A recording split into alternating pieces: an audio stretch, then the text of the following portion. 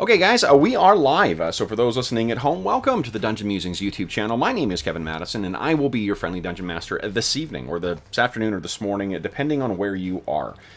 Today, we had intended to continue on with our previously started Zweihander campaign, or mini campaign. We had started with rolling up some characters for that, and then we were going to continue on, but unfortunately, the beginning of the year is proving to be a little challenging to get everything firing on all cylinders, so we're down a couple of players today.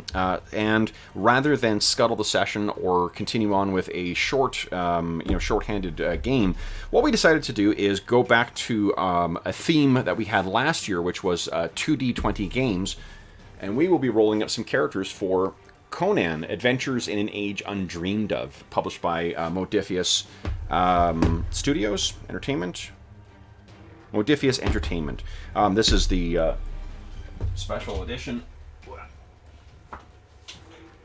This is what the regular edition looks like here. And with me today are two brave Hyborian heroes who will be rolling up some characters to try and take up some steel and achieve glory and riches in Hyperborea, or in Hyboria. Man, I play way too much Ash. We got Arlen and Sean. Hey, guys. Good morning, or afternoon, or yeah. So yeah.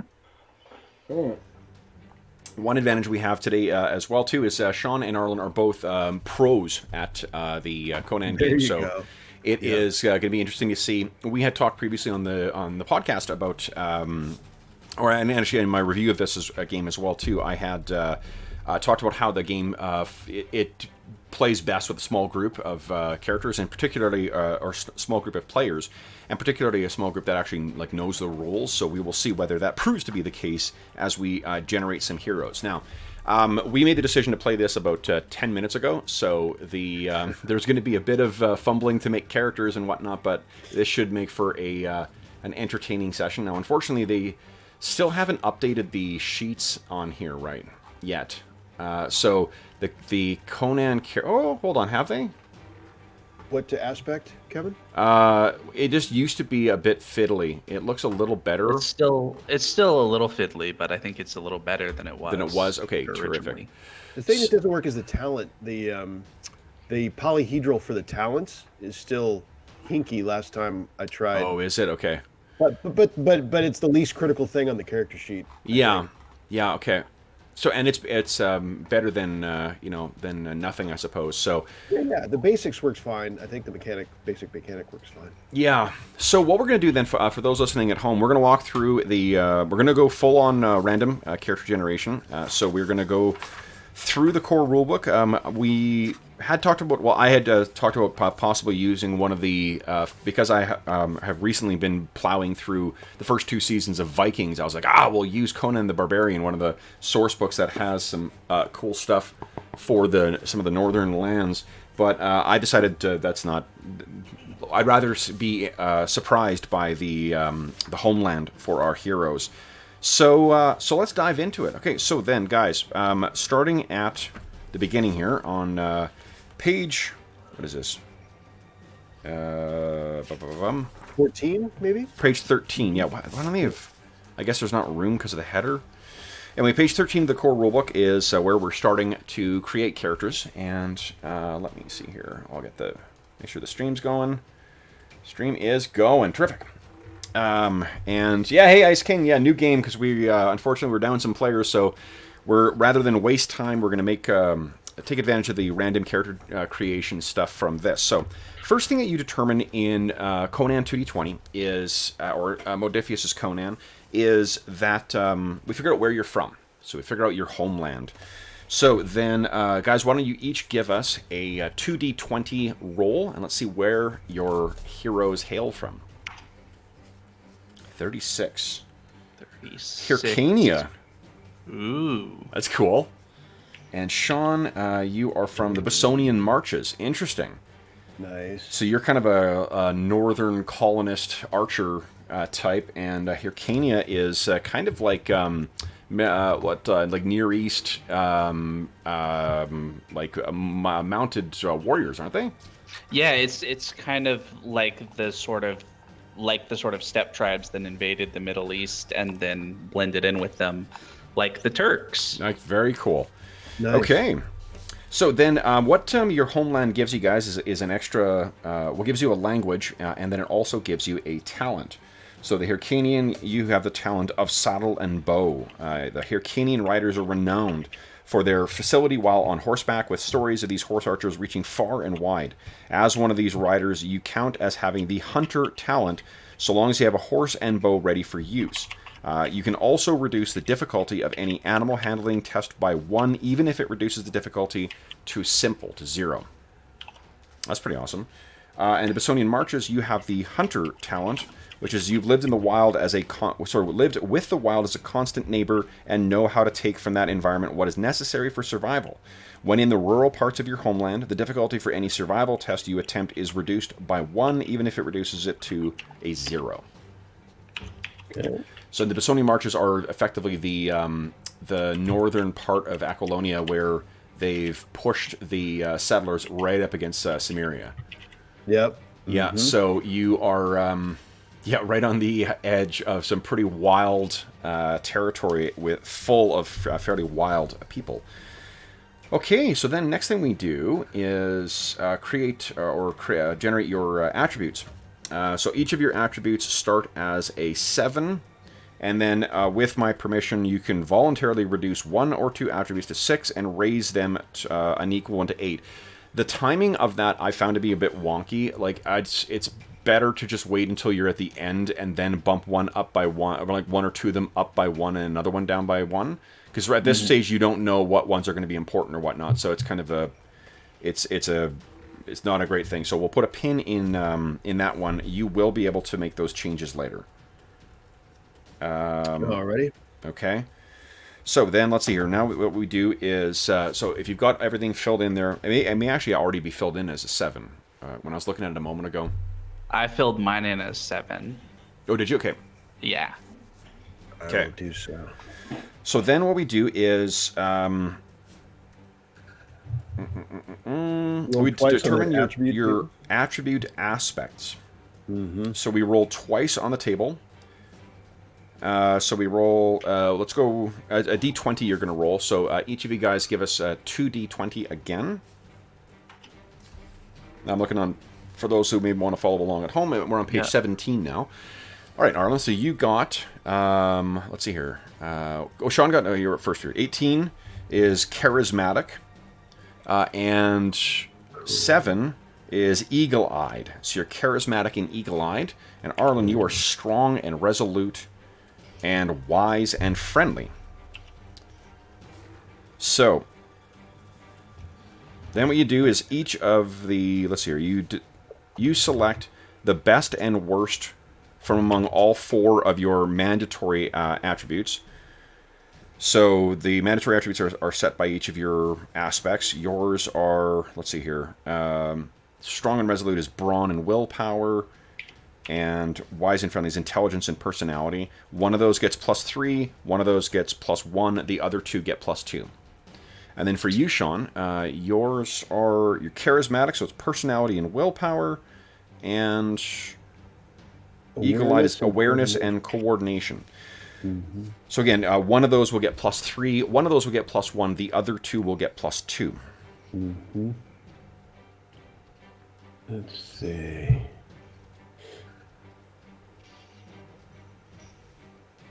And then once you've, let me know when you guys are done that, then we'll go on to your optional attributes.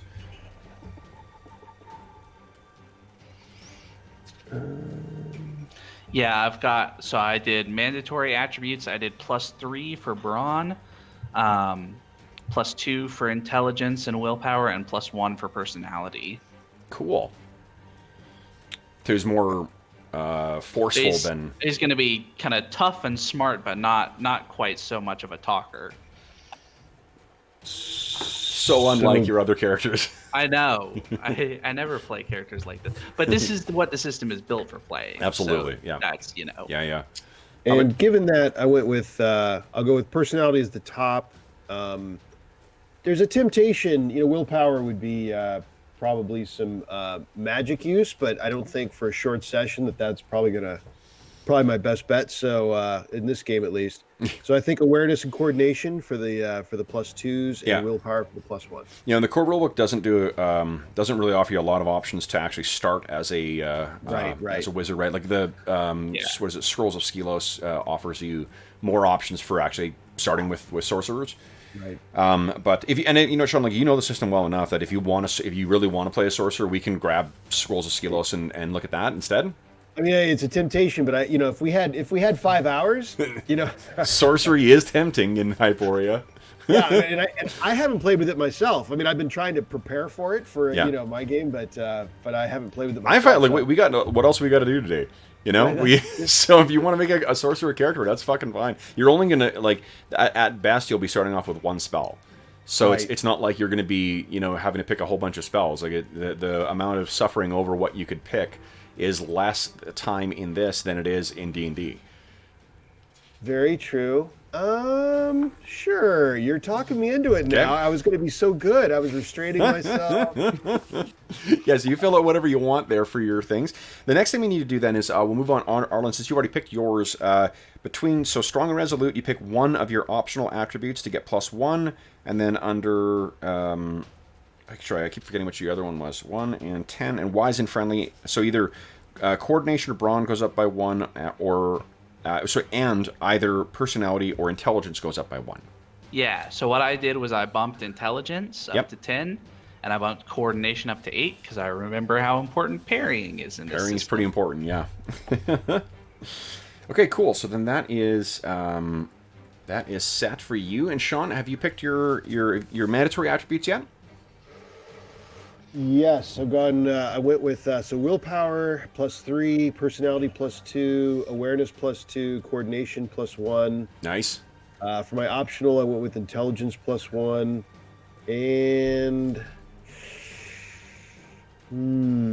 yeah, I guess because I've got a chance to go with intelligence +1 again or awareness, which already I'll go with intelligence +1 again. So good to go. All right. So the next thing we need to determine, guys, is your caste. This is where you were the order in society in which you were born. So why don't you each give us a D20 roll.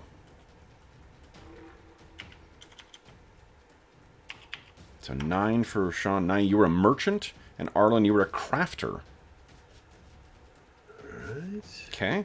Crafter, you get 2 caste talents, subject and tradesman. And merchant, you get tradesman and vagabond. You also get your skill expertise and your skill focus goes up by 1 for craft for the crafter and for persuade for the merchant. So bump those up by 1. And for those listening at home, the expertise and focus relate to... one of them relates to how good your skill is. You add that number to your attribute, and the other one dictates how often you will get a critical success. This game, not all 2d20 games do this, where they have them separate, but Conan does have them separate. Although, I mean, for starting characters, you start off with focus and expertise the same for all of them anyway, so...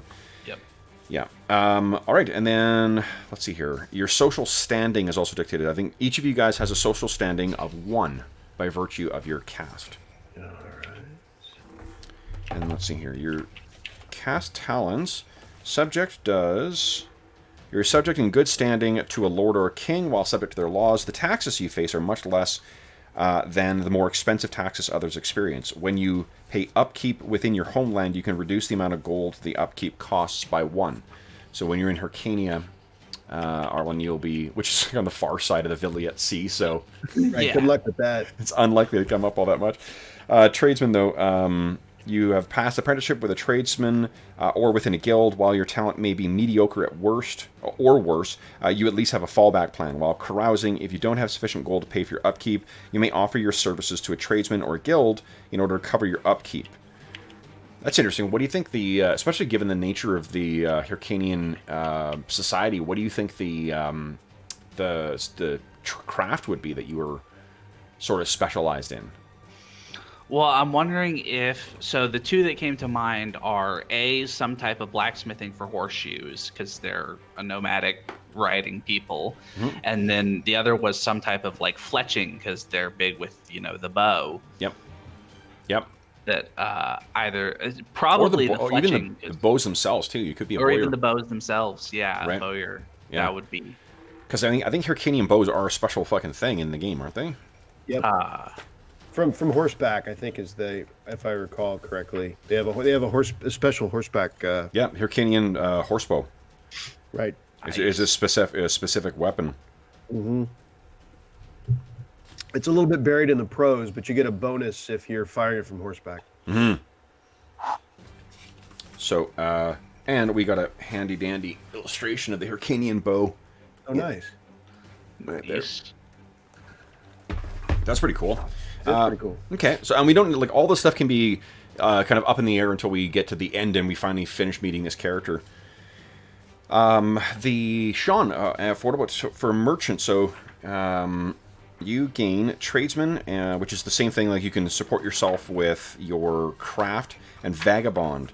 Whether a nomad by choice or necessity, you can reduce the difficulty of survival tests by 1, so long as you're on a maintained road. It may reduce the difficulty of the test to simple or 0. Nice. So yeah, you've familiar with getting yourself around. Okay. So the next thing we do, guys, is our stories. And I'll go the order I've got the things in here. So, Arlen, would you give us a D20 roll for your story? 6. Gifted mark. Your mark is that of your grandfather, a mark proudly passed on to all his apprentices to show that they conform to the family tradition. There is a problem, though. Having witnessed the many wondrous designs and creations of your kin, you suspect that you are unworthy to use the mark. It started before the old man died when he criticized your work, and his stern words became a shadow in the back of your mind. What was his criticism? And do you still use the mark? Dun dun dun. So I think I'm a bowyer, and my father and my grandfather and all of them back, and I made a bow that was built because I'm a big strong dude, so I built a big strong bow, and my grandfather took one look at it and said, "You can't use that from horseback because it's way too big." Yeah. Nice. And now I don't make bows anymore because I'm scarred you. It left it while I was like 12 or something. So right. Yeah. It's dug in my brain, and I can't get over it. So you gain the trait unworthy. And then for merchant story, Sean, give us a D20 roll. A 10. Profits from the road. It seemed like you were always on the move, taking goods from one town, trading them for goods in the next, pocketing some coin along the way, spending the coin on some cheap wine, and then moving on. It was easy to become embittered about your cousins living it up in the city while you plied your way through the expanses on dangerous caravan routes. Still, it's not like you didn't have adventures or see amazing sights. What was the most amazing thing you've ever seen? Let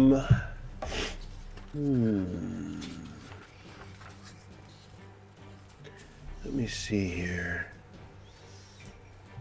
Okay, so I think it has to be something tied into my interest in the Arcane. Okay. So time to get that going. Time to start lighting that match. I want to say, okay, so because of the geographic location of the Bosnian marches, I'm going to say it's something Pictish, since we're kind of bordering in those areas, and they have shaman.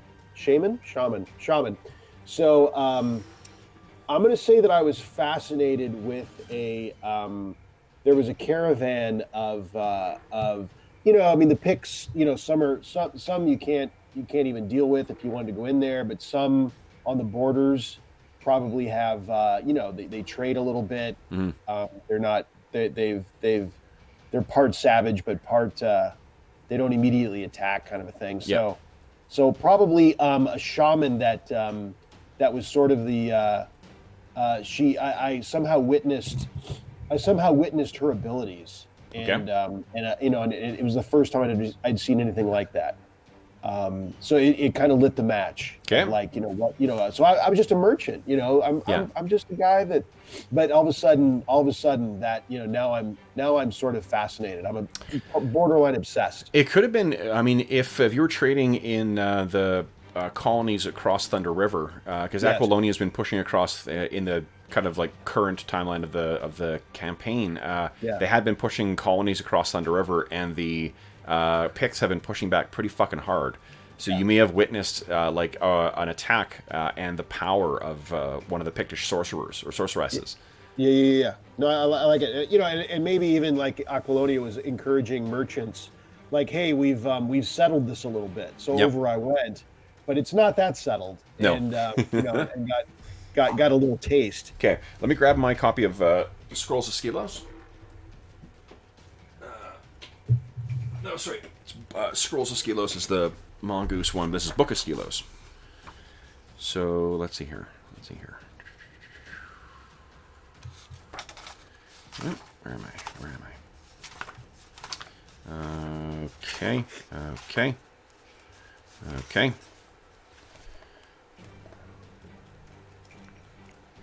Now, there are two kinds of sorcerers we can go with here. We can go with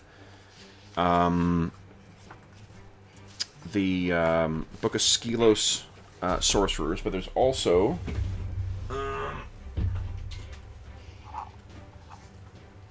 Nameless Cults has religious bent sorcerers as well. So do you see yourself being more of a classic, you pursued power for the sake of power type sorcerers, or someone who is a devotee of one of the gods of Hyboria? Probably, given the way that I experienced it, probably the former. Okay. So we'll put we use Book of Skelos then. Okay, we have 1, 2, 3, 4, 5. All right, so there's 1, 2, 3, 4, 5. Would you give us a D5 roll? Ooh, D5. Yeah, and we'll see which archetype we're going to go with, and then Arlen, give us a D20 roll for yours. Yep.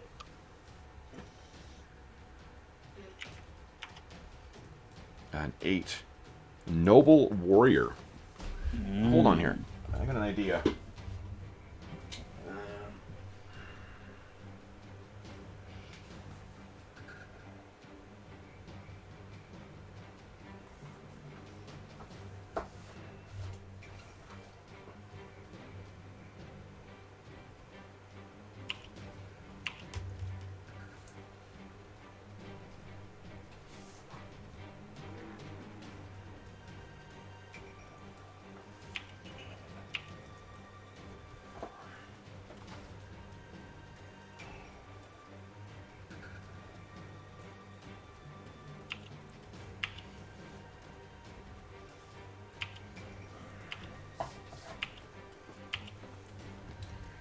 So I was trying to see if the any of the gazetteers or books release a date have Hyrcania, but it does not appear that that's the case. Oh, yeah. Yeah, because I thought that either Brigand or... although... I think Turan might be fairly close to the Hyrcanian one. So, Arlen, if you want to roll something that's more for archetypes that are more flavorful for the region... we could use the archetypes out of Conan the Brigand.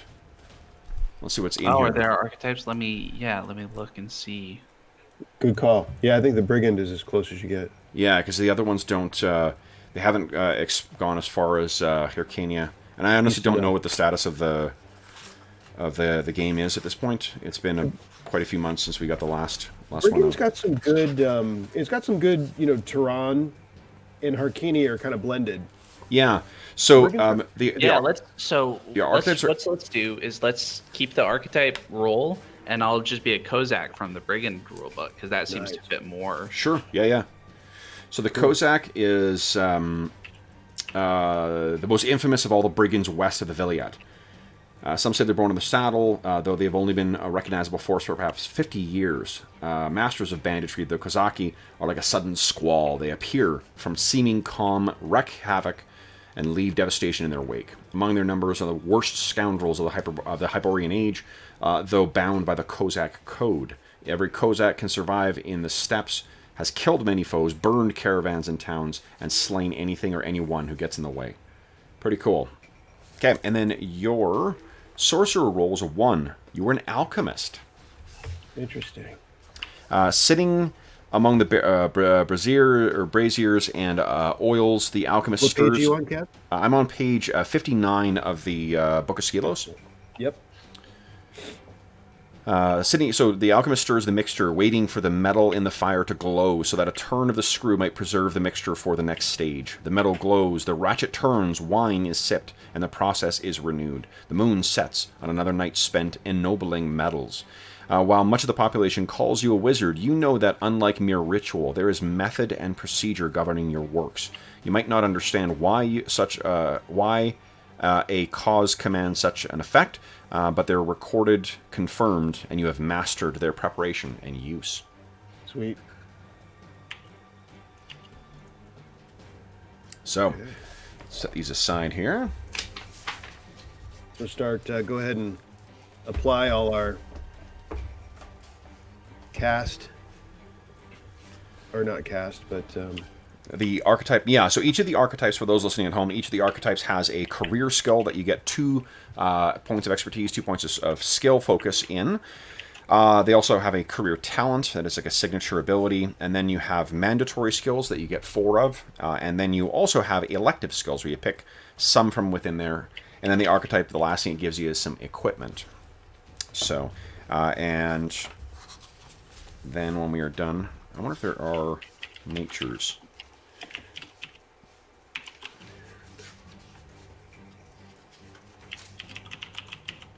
Yes, there are. Holy smokes. That's pretty cool.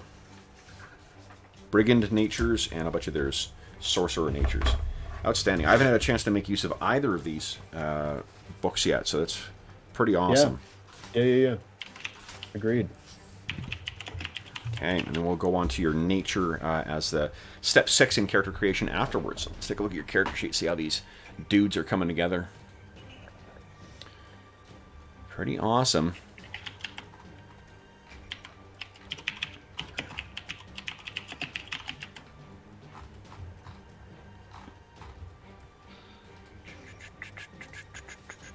It's going to be interesting to see how you guys came together as well, too. Because that is... you really are quite far apart. Right. Yeah, at least you're where you started. Although I'm a wanderer, so... Absolutely, as is, I suppose, Arlen's character. Yeah. Now that we know the characters as well, too, before we go on, one thing that Traveler does that I just love is you name your character at the start. It's just like for a psychological approach. I love the idea that you're meeting a character whose name you know, rather than going through the whole thing and then letting then learning their names. Yep. So for the 2 characters, so the Bosonian marches, they share naming with Aquilonia and Gondolin. So male or female. Well, I guess first off, are you guys playing male characters or female characters? I'll play male. Okay. I think I'll be male as well. Okay. So Bosonian marchers' names: Alias. I'm looking on page 48 of the core rulebook. Alias, Casca, Cassius, Gaius, Galen, Octavian, Quintus, Severus, Sulla, Tiberio, Varro. So it's got a very kind of Roman. Quality to him. And then for Hyrcania, Borogol, Dacian, Gunsen, Kite, Kilion, Ong, Okatur, Tuku, Ulagan, or Yasukai. Any of those kind of jump out at you? I think Tuku will be my Tuku, name. so Tuqu, cool. How about you, Sean? Any of those, you got a name for your dude? Lucilius. Nice.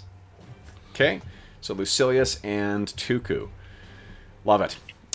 Then, how are you guys doing with entering your information and making your selections for your skills from the... you don't need to worry about equipment just yet, because I'm probably going to start you with nothing anyway. So. Oh, I went ahead and wrote it down. But, oh, did you? Okay. All right. So you can sadly, slowly delete each I thing. know. Have to delete leave my it there for saber now. and my bow. Yeah, no, leave it there for now. That's fine. In progress. Let's see. Yeah, no problem. And actually, you know what? Fuck it. We'll have you guys start off. We'll start with if we do get character creation finished in time, we could maybe start off with some rolls on what do you call it? Carousing, because those are always entertaining. Oh yeah.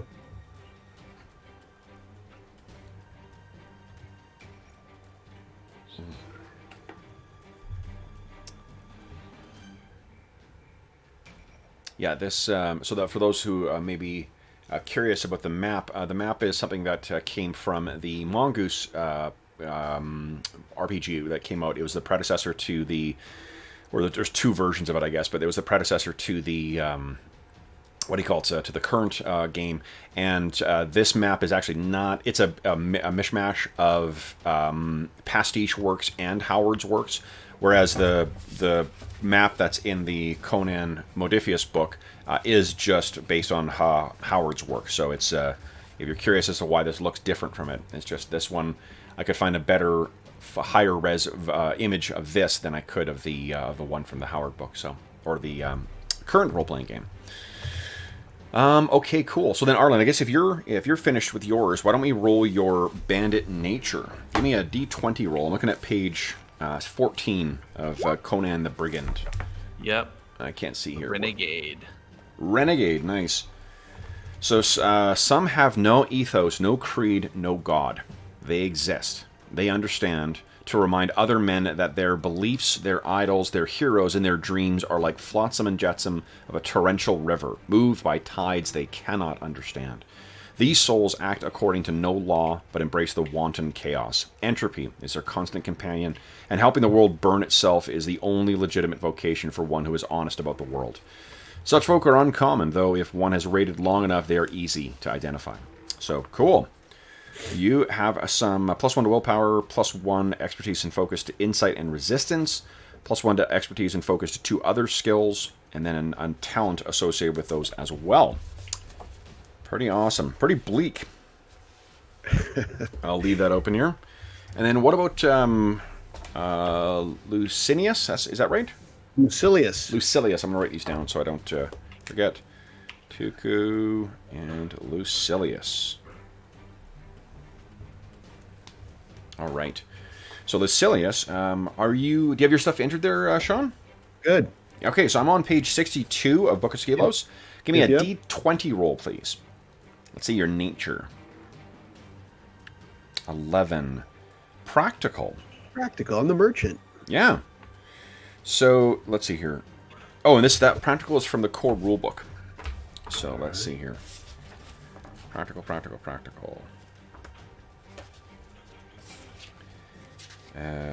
are you? I'm in the stories now. Nature, here we go. Oh, no it isn't. Where is it? Oh, I'm looking at the wrong thing. Crafter stories, I'm in the wrong section here. Kev, what are you doing? Practical, here we go. I'm on page. That's on page 37 of the core rulebook. All right. You have an eye towards the pragmatic, always seeking the most efficient or reasonable means of achieving your goals. That makes sense that you'd be an alchemist then. You've got that more disciplined approach. Kind of a science, a little sciencey. More sciencey. So +1 to coordination, +1 expertise focused to discipline, craft, and healing, and a +1 expertise focused to 2 other skills, and then a talent you get to select as well too. Cool. Sweet. Arlen, did you pick your talent? And your... Oh, I need to pick a talent, don't I? You do. 1 talent associated with either observation, melee, survival, insight, or resistance. And for those who are unfamiliar with Conan, 2D20, what the game has is, in addition to having skills, the way that they kind of model feats or special abilities or advantages or talents or whatever that are called in other games, they're actually keyed for the most part, to skills. You do get some talents from other things during character creation, but otherwise it's off of your skills, and then they're all based in skill trees, like this here. So you'll be picking... did I do that right? Yep. Like that there. So you'll be picking, as you're making your way down the tree, the abilities get more useful and more potent. But it's a neat way to, again, neat little extra things you could do with your character to distinguish your character from other characters. It does make for a fairly even starting characters have a fair amount of stuff to keep track of, and the game is not low crunch, is I guess what I'm saying. If you watched our Star Trek stream, in comparison to that, this runs a lot more crunchy. But I think that crunchy has a more negative connotation to it. I'd prefer to think of it as textured. There's a lot of fiddly bits that are in there that actually make for a much more, kind of satisfying play experience with a lot more things to sort of to drive and shape your character. That, of course, is always going to be to taste. So the game may be far too fiddly for some, which is a common criticism of it. But with a small group, with people who know what they're doing, it can be a lot of fun. Okay, so then, once you guys let me know when you have finished up, and we will move on to your education. I'm ready for education. Ready for education? Give us a D20 roll. Let's see what happened. Let's see here, did it? Boom, 17. Nice. Victim turned victimizer. So, raiders made you, and in time you became one. Bloodied, left to die, your valuables stolen, perhaps your family killed. You learned what the world offers the weak, the timid, the complacent. You swore that you would never be the victim again. Instead, you are now the predator, stalking the fat caravan's trails for coin and slaughter.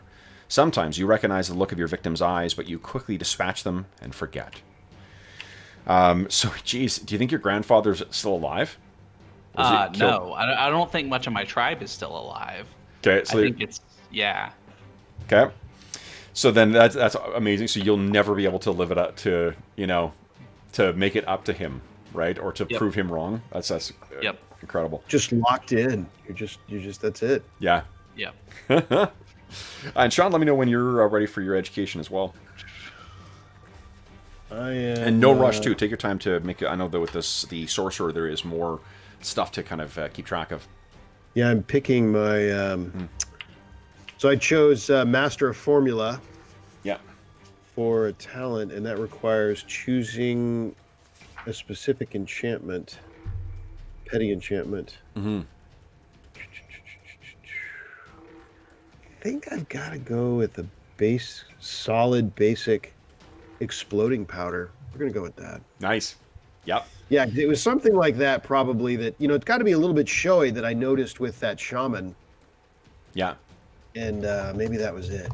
Well, if you're going to end up in, if we're going to end up in more further to the east, if you're okay with it, you actually may have encountered someone of a more eastern, bent. That may be more towards the sort of like the, what do you call it? The alchemist or alchemical kind of persuasion, because the Picts don't tend to really, they're more of like channeling ancient spirits and shit like that. Yeah, more so than making careful measurements and maintaining labs and stuff like that. Mm-hmm. And that would also fit to make a reason for why you guys are close. Sure. Because I actually might know, seeing how this is sort of coming together, I might set you guys near Agrapur rather than somewhere to the east. Or somewhere to the west. Agrapur is right here. Oh, got it. Right on the Vilayet Sea. Because I think I actually set an adventure at one point here. So I think I do. So here, let me show you guys what Agrapur looks like. Boom. Oh, where are you going? First, let me show you Turan. So here's welcome to Turan, guys. Oh. Here are some illustrations to get you thinking of a Turanian mindset. I like it. And then this is the Jewel of the Villette, Agrapur. Nice. So, cool. You are both finding yourself very, very far from home at this point. Mm. And I think that means I've got stuff in the... What do you call it? In the Brigand sourcebook about this region. Too, which is cool. And Villette C. The sourcebooks that, what do you call it, puts out, that Modiphius puts out, really are fantastic. You know, like, I love how they've got the same sort of, like, regimented format that, like, the Fantasy Flight books do, where there's, like, you know, here's some character stuff, here's some other stuff, here's some equipment, here's some background, here's some adventures, and then here's some random rules about some other, you know, element of the game that you can apply elsewhere. Yep. You know, regardless of wherever your game is set. I think that's pretty cool. We got some good stuff. I'm ready for, what are we on? We're on education? You're on for education, yes. And I got a map of Agrapur, guys. Fucking awesome. Okay. Oh, nice.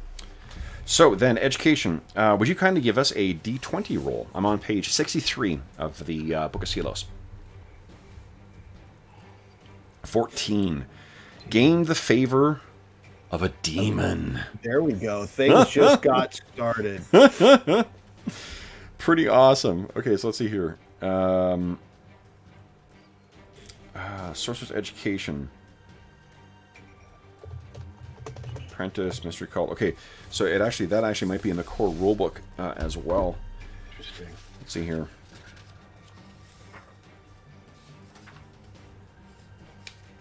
No, it doesn't say it. So where is this? Hold on.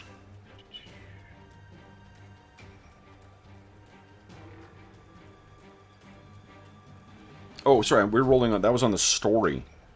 So I skipped ahead. Sorry, but we'll keep that because that's fucking badass. Right. So why don't you give us a D4 roll for this one? This will be your education. All right. Because that gain the favor of a demon is pretty badass. Yeah. 2. A 2, okay. Then haunted by ghosts. While your family tried to teach you about the world, you faced other challenges. At night, you were visited, sometimes by voices, sometimes by presences, sometimes by nothing, but the nagging doubt you were going mad. Over time, you listened to the voices, understood their teachings, and watched the ghosts argue amongst themselves and paint the walls with violent shadows. The spirits dwindled over time from a handful to just a single mentor, and now even that mentor has grown distant. Interesting. So that's on page 63. Does that fit with how you're seeing the character come together? I'm in. Sounds good to me. Love it. Okay, so then that's on page 63 is where your mandatory skills, +1 expertise focus to insight, lore, and sorcery, +1 to two other skills, and then another talent. Interesting. Cool. So we know your story. How about the bandit story? Let's take a look here. Or Brigand war story. Give us a D20 roll there, Arlen. All right, D20 roll. 20. Your community's only hope. Oh, no.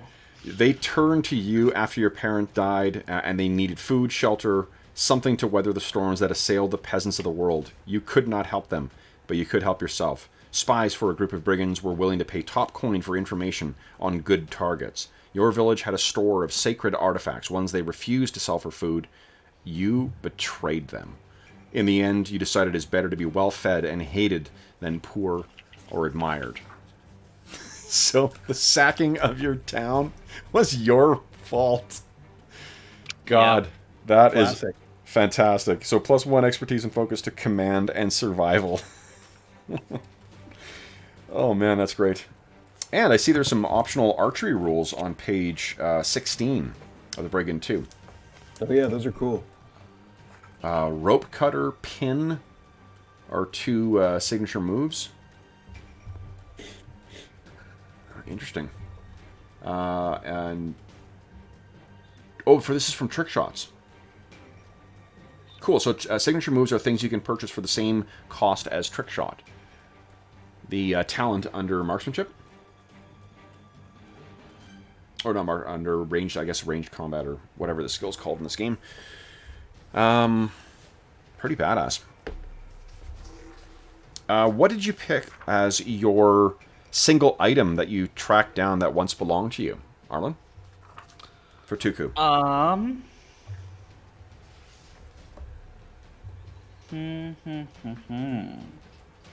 A single item.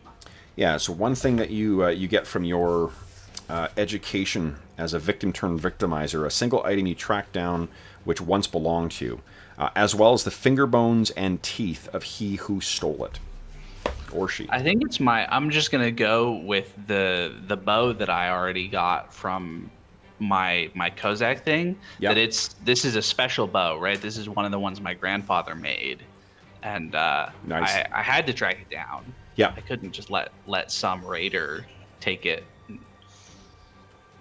Okay. Keep it. Okay. And Sean, for yours, you have from your education a small trinket associated with the dead or necromancy.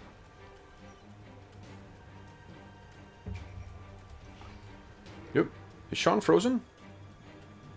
Sean is frozen in roll 20 for me. Yeah. I wonder if he's frozen in the hangout as well, too.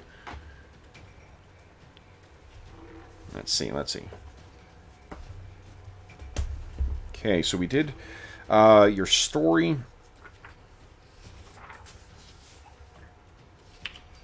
That means we just have for you, Arlen, your finishing touches. So now, first off, you can also choose to raise up to 2 of your attributes by 1, and then lower 2 by 1 accordingly. And then what you can do is, I'm looking on page 42 of the core rulebook, then you also get to add +1 to 2 attributes, or increase 1 by +2. Sorry, +1 to 2 attributes, or +2 to 1 of the attributes. Yep. I'm gonna boost my agility and awareness by +1, and I'm not gonna lower anything. Okay. Okay. Then you also get a choice of either +1 expertise and focus to 3 skills, or +2 to expertise and focus to 1 skill and +1 to another, or +3 expertise and focus to 1 skill. The maximum you can have, though, is 5 in expertise and focus for any 1 skill. And you can only have 3 at +3 or higher, right? Yes, that's right. Yes. Okay, so I'm already there on that. Okay, so then it'll be +2s. So I am going... Oh, we lost Sean from the Hangout, so let me... I want to post a link to the Hangout in chat in Roll20. What we're doing here.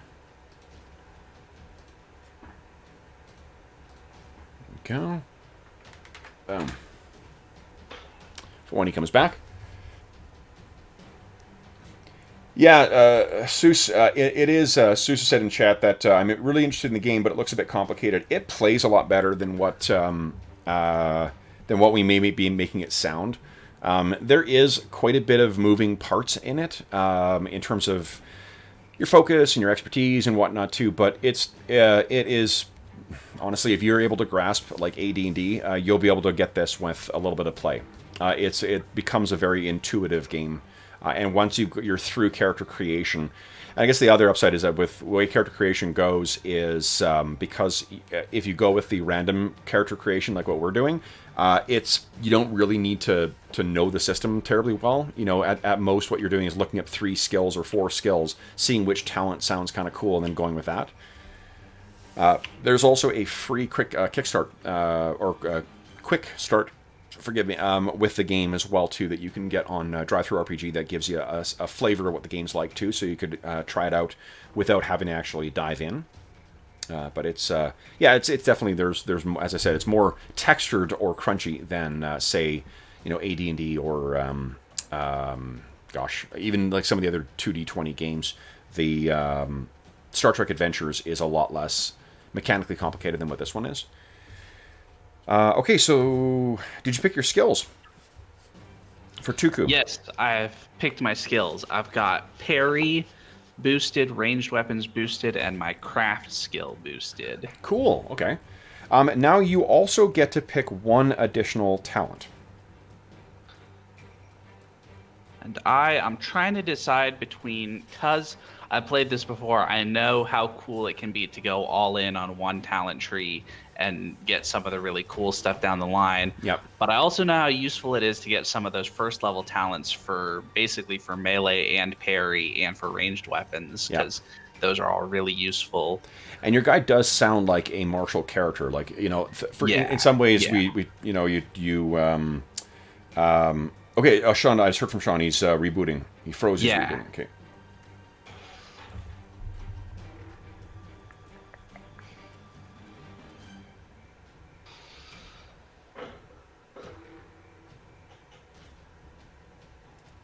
Okay. So. Oh, and then we get to your personal belongings and stuff. That's kind of cool.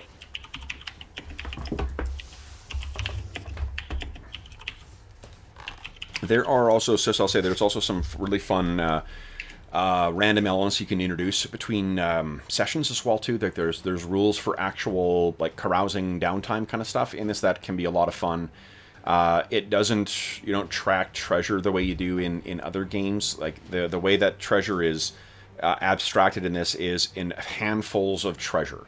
So like 1 gold counts as like 1 handful of you know, jewels and, you know, jewelry and whatever that has been seized by your Hyperborean heroes or Hyborian heroes. And okay, so Sean's back in Roll20.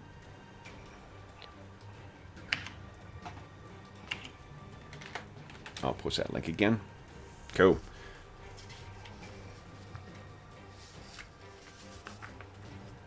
Oh, great. We've got personal belongings and garments specific to brigands as well, too. Nice. Yes. And are there ones for... Nope, there's not for sorcerers. I wonder if there are for the nameless cults, though. What's that? We're just carrying on with character creation for Arlen's guy. So where we left you, I think, was you had we got your nature, right? And you were picking a talent associated with your education, with the haunted by ghosts, and you were figuring out what trinket that you start with as well. Because like your education, sorcerer's education background gives you 1 talent associated with insight, lore, sorcery, discipline, linguistics, or persuade. And then you also get to pick a small trinket associated with the dead or with necromancy. Alright, let's see here. I'm looking at page 63 of the Book of Skelos, Sean. Alright. And we were looking forward to see about the, you get to randomly generate some personal belongings and whatnot as well. Oh, this is kind of cool. So there is, while there is not a list of personal belongings in Book of Skelos, there is a list of it in the Nameless Cult, so maybe we could try rolling on that and seeing how... Oh, well, although your character did come from a merchant background. I'll leave it to you, Sean. We can roll your... When we get to it, we can roll your personal belongings and garments either in the core rulebook or we can roll it in Nameless Cults. Okay. Let's see. Picking my talent. Okay. What final talent did you go with, Arlen? I decided to go all in on melee because it stacks with itself, and so to give viewers at home an idea, when you roll damage, you roll a handful of dice, 6-sided dice, and I have a talent that based on the number of total melee talents I have, I get to re-roll that number of 6-sided dice. So adding more melee talents to the pool just makes that talent even better. Yeah. So yeah. Nice. So I am a deadly melee combatant if I can connect. Because I also have pretty high brawn, so I've got a attribute damage bonus from that. Nice. Okay. So then maybe what we can do is, while Sean's picking his talent, why don't we roll your personal belongings and garments? So give me 2d20 roll. We'll use the first one for personal belongings, second one for garments.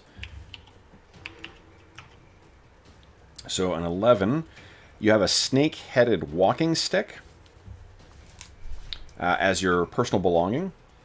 And you have a fine Bacariate belt of worked leather as your garment. That's cool. And then your...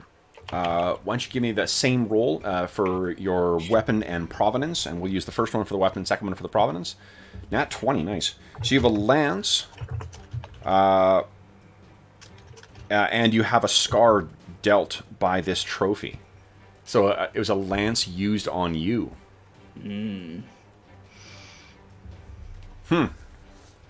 That's cool. Like, if nothing else, the character generation for this just leaves you with characters dripping with, you know, yeah, flavor. Yep. Okay. Now, the sorcery, Yes. I can't remember how far into sorcery you need to go before you can start picking spells with your talents. Pretty well. You need a. So I picked a sorcery talent. Yeah, so you took sorcerer, I guess. Yeah. Well, it's a good question. I'm trying to remember here. Let's see. As long as you got a sorcerer, so patron is the first one you have, and we can assume that you've got a patron. I'm fine with you picking that as your first one, and then sorcerer is the second one in. When you get patron, you gain 1 talent in petty enchantment, and then when you take sorcerer as your talent, you gain 1 spell, and then you reduce your resolve permanently by 2. Oh, by 2d, by 2 action dice, by 2 the Combat dice. Yeah, combat die. right. Yeah. How did you get enough talents so far? Because I think you've had 2 talents you could pick so far, right? One from your archetype, one from your education. Yeah. The archetype didn't offer sorcery. Oh, okay. Hold on. But because I'm an alchemist, right? But the second one does. So I have 1 sorcery talent so far at this point. Okay, so you could take patron, and then if Yeah, I you should want take patron. as well, you're gonna get 1 more talent at the end of your character creation that you get to pick. So you could select sorcery. So if you do that way, you can actually start with 1 spell. Yeah, I think that's a no-brainer. Okay. No-brainer. Cool. All right. So I'm done with sorcery story. Okay. So then your sorcerer story was gained the favor of a demon, which gave you +1 expertise and focus to lore and sorcery. Yes. Okay. And then we are down to customization, which is going to be Core book. Right. yes, core rulebook on page 42. So first thing you get to do is, and again, like now is the time when if you want to raise up to 2 attributes by 1 and lower 2 others by 1, you can do that. You also get a chance of either increasing 2 attributes by +1 or increase 1 attribute by +2. You do both of those things at this stage. Okay. Interesting. Oh, that's great. So it's just made character already too. Cool. Yeah, that's awesome. It's a lot of fun making characters in this. I think I gotta go big on willpower. Okay. Increasing that by +2. Okay. All right. Add +1 expertise and focus to 3 skills of your choice. Okay, going with sorcery, of course. Going with alchemy, since I'm an alchemist. And man, it's good that you can handle yourself, Arlen, because I cannot. I've got like nothing. I think I've got to at least take parry 1. I'm going to take parry 1. This is for the skills for customizing? Yes. Yep.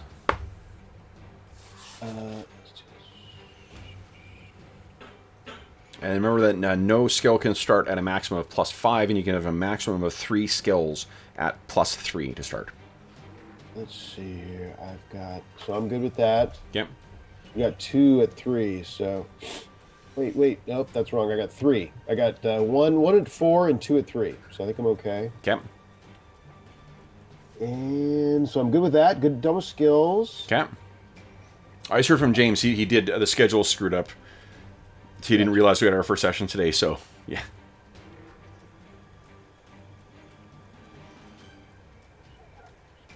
Okay, well, 1 additional talent, so going with Sorcerer, right? Yeah. That's the...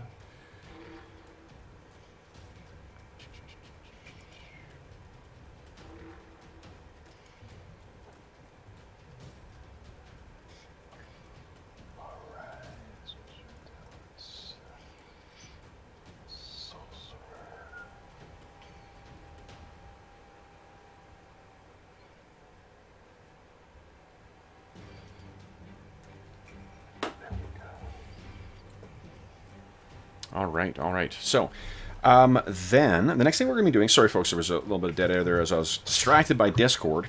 We have customization done. So then, Sean, do you wish to roll on the... Oh, first of all, you also got to pick that extra talent. And if you're going with Sorcerer, then we do need to roll 2d6 and see how much resolve you lose. Yeah. Gotta get this, let's see here. 2d6. 3s and 4s, come on. I got 1 3. 1 3 and then 2, so you reduce your resolve by 2. Brutal. Okay, but you got a spell, though. Indeed. Okay. Then we go to your personal belongings and garments. Do you want to roll in the core rulebook or in Nameless Cults? We'll try Nameless Cults for kicks. So give us a 2d6, sorry, not 2d6, 2d20. What the first one will be your personal belongings, second one will be garments. Okay, so 18. You have a figurine displaying a famous scene from a religious text. You got a Jesus Hummel. Right. What page is that? I'm on page 21 of Nameless Cults. Cool. And then the garment is stamped leather tunic with ancient lettering decorating its edge.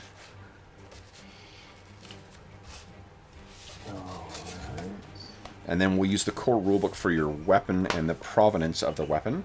Go ahead and give us another 2d20. We'll use the first one for the weapon, the second one for the provenance.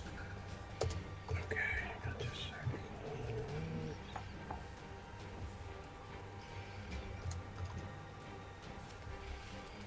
Okay, 5 and a 6. 5 is a saber. Ooh, it is a knight's saber. Cool. So so you'll have to come up with a explanation for us as to how you came across a knight's saber. I didn't defeat him in battle, we know that. No. All right, so then we need to calculate a couple things. Fortune points. So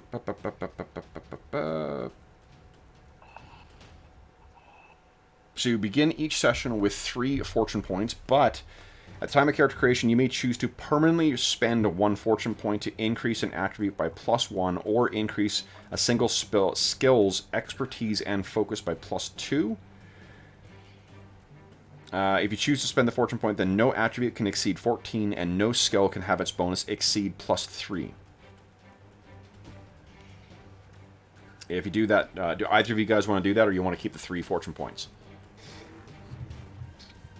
Fortune points are pretty important for... They are. You know. Let's see here.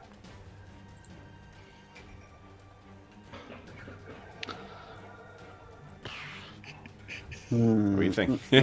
Look at them. I think I might do it. I'm gonna go down to 2 fortune points to boost my agility by 1. Okay. Nice. How about you, Sean? Another deal with the devil here? I think I'm going to need my fortune points, actually. Okay, good call. Especially in Yeah, as a sorcerer. Yeah. in combat, too. In everything, I'm going to need them, really. Okay. So we've got your personal belongings there as well too. We'll have to think about what the story behind your religious iconography and your what was your personal item again, Arlen? My personal item, I have the snake-headed walking stick. Oh right, yeah. I think I use that as kind of like a riding crop because I ride around on my riding horse. Yeah. And I've got this nasty lance that I can use to charge down people with. Because it's pretty serious bonus to damage when you charge with the lance. Yeah. Okay, so then we need to calculate your secondary stats. So your vigor, your resolve, and then your starting gold as well. Vigor is the total of your brawn attribute and expertise in the resistance skill. Your resolve is equal to the total of your willpower and the expertise in the discipline skill.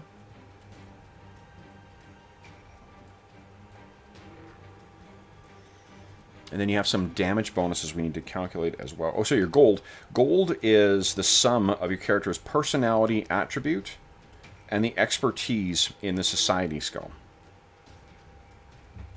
My resolve is double my vigor. Resolve is... Yeah. Literally. Resolve... Yeah.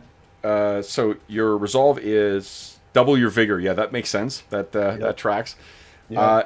Your starting gold is equal to your personality attribute plus your expertise in society skill. And then if you have a brawn higher than 8, then you're going to get a bonus to damage. You can find it on page 45 to melee damage. If you have an awareness higher than 8, you get a bonus to range damage. And if you have a personality higher than 8, you get a bonus to mental attacks.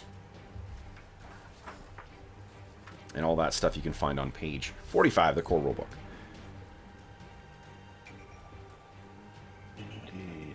Oh, and do you, either of you guys have soak bonuses that you received from your talents? Nope. Nope, just the armor. Okay, so there's nothing there. We got your name. Age. You can select your age.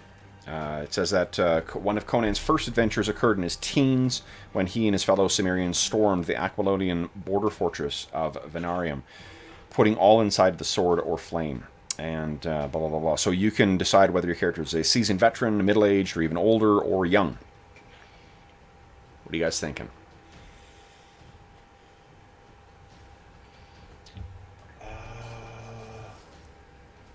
I guess that will have a effect on sort of the nature of the relationship between you two. Yeah, so I was thinking I'd be kind of like at that sort of like on the edge of young adulthood to middle-aged, but he definitely looks middle-aged. He's got that kind of weathered, heavy look to him. Because I picked out a picture that he looks pretty... Oh, great. Do you have it on the... grim. Yeah, I put... Okay, cool. On. Too good. Let's see here. I've actually used that in Conan. Oh, nice. Yeah, it's awesome. It's a great look. Okay, cool. I think I do have that as a handout even. Where is it here? Oh, shit. I see Ong, an NPC who's got the same picture. Yeah. Yeah. It's a good picture. Yeah. I think it's actually from concept art from the one of the Conan video games. Okay, cool. And then, so how old do you think Lucilius is? I think Lucilius is probably maybe he's exiting middle age. Okay. So you guys are both sort of, oh, you're exiting middle age, so he's on his way to... Right. Yeah. So maybe 60. Oh, geez, okay. Maybe 55, 50s. Maybe 50s. Yeah. Okay. What do you guys think brought the two of you together? Well, we've kind of got complementary things going on. It seems like, right? Because like I'm a sort of fighter type, and it seems like you Lucilius, you'd probably be good at like the talkie-talkie interaction type stuff more than me, I'd guess. Yes. Yep. Kind of, yeah. Learned a little bit, and Well, and depending on where we've been adventuring too, since you're from the Bosonian marches, right? right. So you might have like, especially if we've been in places like Aquilonia or Brithunia or places like that, where it'd be useful to have somebody who speaks the language and can kind of deal with all the people while I sort of, I don't know, tough bodyguard type. Yep. We should also, yeah. What languages do you speak at this point, Arlen? At this point, you only get a language from your homeland, don't you? Or I do think you you get that plus one more. Yeah. Okay, well then I have Hyrcanian and I guess probably Turanian if we're in Turan. We can see. Let's see here. I have Aquilonian, and so we should. We can use that second one to at least speak the same language. Yeah. So let's hear. Here we go. If you guys are in, Turan speaks Turanian. So I mean that could be the language. Although there is, the Hyborian world is a pretty cosmopolitan place, so you'll be able to, get by with trying to. You may not be able to have full conversations with people, but it'll give you the incentive to either seek out translators or to just make do with sort of gestures and whatever. Aquilonian is a helpful language if you're in the north. The northwest, but if we're in Turan, one of those regional languages might be more helpful. I'm going to assume you actually speak, so you speak Hyrcanian, the Cossacks. Because I can just choose. I can just use that second language to choose one of Arlen's. Absolutely, yeah.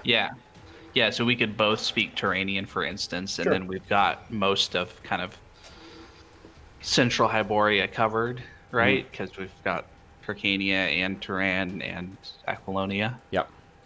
Because you already speak Aquilonian, Sean, and then you could also speak Turanian. Let me take a look at this here. Okay. Do you have an illustration in mind for your character? I am loading it now. Oh, nice. Okay. Cool. It's a little older than I'd considered, but this work. This is fun. So it's in there now. Let's take a look here. Lucilius. Info. Nice. I love it. Oh, that's cool. He's super sunburned too. Yeah. Yeah. That's cool. Nomad. He's on the road. Yeah. Great. Okay, so there's our Hyperborean heroes, Tuku and Lucilius. Heroes in quotes. Yeah. Yeah. Oh man. So what do you think it is that made you leave the because the Kozaki don't raid on their own, they raid as a group. What do you think caused you to leave the Kozaki behind, Tuku, and join up with this sorcerer? Or do we need to know that? We just know you guys are together, and it doesn't matter whether what the reason. Maybe that's something that I haven't ever spoken about. I've got a Kozaki saber, and people can tell that I'm kind of related to them, but I don't talk about that part of my past at all. Well, and this is kind of like one of the things I do like about Conan, and the way I ran it when we were running it an ongoing thing. When I ran it as an ongoing, regular, you can run it just like any other role-playing game when there's a story that's progressing out and whatnot, but my favorite sessions were the ones that we ran them like Howard stories, where it's like, there's a beginning, middle, end, and then it doesn't really matter whether we know that it followed on from the last thing or not. Yep. It was just like, this is now this adventure, and then we go on to the next thing. And we could build on that if we want to trace together a whole history of these characters, but it didn't really matter for the purpose of the campaign. So we don't need to know. We know you guys are together. We don't need a backstory of what brought you to this specific moment. Just we know that you guys are our loyal traveling companions. Yeah, and maybe something will come up that we decide it's a natural. Yeah. Yeah. Okay. So let me. Well, we're well past our break time right now. Why don't we take a 5-minute break right now, guys, and then let me just quickly load our intermission music. I want to take. I will take the full 5 minutes just because I want to take Anna Banana outside for a moment. Anna. Yeah. So I don't know if you knew, but we adopted a new pup. I did from the Discord. Oh yeah. So unfortunately, we had to say goodbye to Emmy last year, but on the 30th, we said hello to Anna Banana. That's awesome. Mm-hmm. So let me get down here. Boom. Here's our traditional intermission music. So folks, we'll be back in about 5 minutes then. Okay.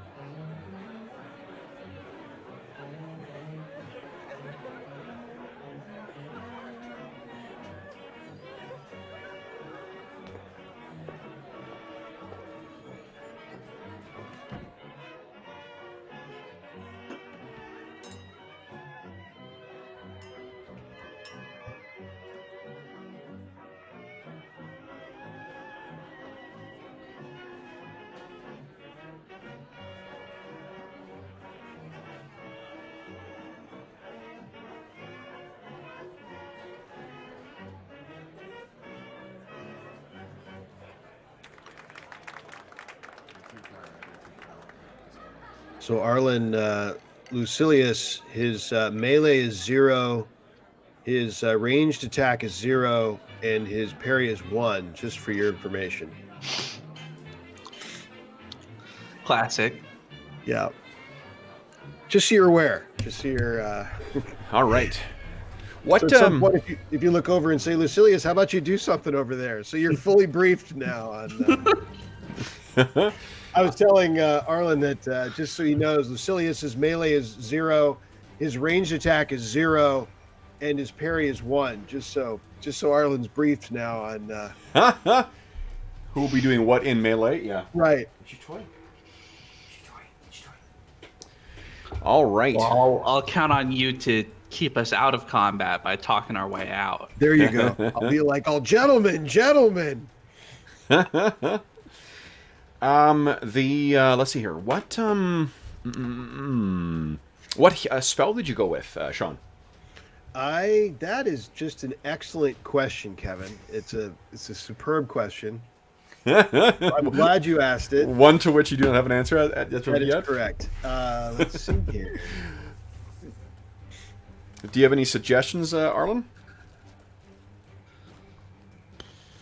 Well, they're all kind of interesting, right? Because you can do a lot of things with one spell because of the way that it works. Yes. Spells. Yes. And actually there is, I can't remember if it's in the core rulebook or it's in the Book of Skelos, but there are suggestions of which spells fit with different traditions better as well too. Like things like Atavistic Voyage that's more of a primitive kind of thing than than traditionally alchemy or I guess like sorcery. Let's see here. Yes. Let's see. And I can't remember if that was, let's see here. Yeah, like Favor of the Gods does not typically come from a non-religious background. Right. Maybe it was in... And some of them are obvious, Skittles. yeah, like Form of a Beast, that would have that shaman feel. Yeah. Fury of the Elements, again, more natural nature. And like, I'm fine with you, if you can squirrel it to fit the sensibilities of the type of sorcery you're using, I'm fine with saying yes. I just, to help you make a decision if you're trying to decide between them, that is one thing that they do talk about. Well, one item I got that is flavoring me a touch is a small trinket associated with the dead or necromancy. Yeah, so what do you think? So there's talking about, I'm looking at page 110 of the Book of Skelos. They have discussion. Oh, hi, sweetie. Sorry. Anna in the house. Yeah, she is. She's still very young. She's 16 months, so she's still very puppy. Yeah. So we were... sleeves are a very popular toy to grab and play with. That's All right, awesome. sweetie. So I'm looking on page 110 of this. It talks about offerings. And there's a discussion of necromancy spells here, dealing with death, the afterlife, aging, some body parts of the deceased. I was definitely thinking body part. Yep. Oh, maybe a tongue. Since I'm a persuady guy. Yeah. So what? Oh, yeah, you got a tongue of a dead sorcerer or something like that, or a dead. Yeah, exactly. Or a creature, like something that you could summon. Something from the outer dark. Yeah, outer dark. Of course, could be a demon's tongue, assuming they have tongues. Yeah. Well, demons is just sort of the word that's used for all sorts of things. Things from the outer dark, things from the infernal hells. Things that are part of the quote-unquote natural world, but are, from a lost and blasphemous past. How about it's a tongue, but I don't know what it's from. So it's clearly not just some normal human tongue. Sure. and but it's undetermined at this point of what it is, leaving that open. Yeah. So one of the things that we talk about, or they talk about in the book here, is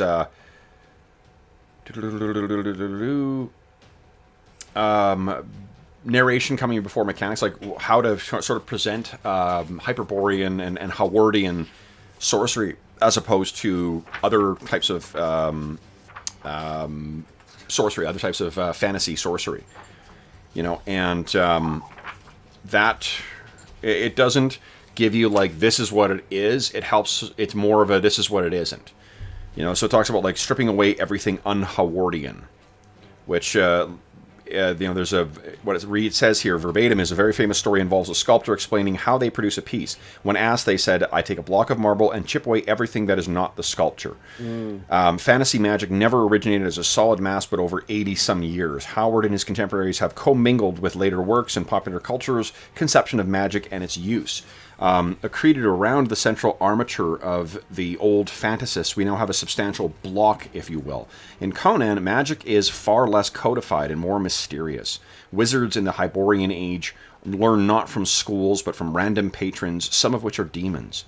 This is a darker magic. In fact, there are only a few instances of, quote, good, end quote, sorcery or sorcerers. Sorcery is just not unnatural. It is essentially evil. Right. So yeah, and I mean, I'm thinking maybe I don't know who my patron is, kind of like the tongue. It could be a voice in the dark, right? Like we had that. Your story that was already part of the character. Yeah, from your story there. So that could be what you've got is the tongue, and you don't know what. I think it probably looks oddly human, but it's got strange tattooed markings on it. Right. And you're not quite sure from the what this is, and I think that from some of the things that your patron's voice has said, that this may be your tongue. My own tongue. From some future age.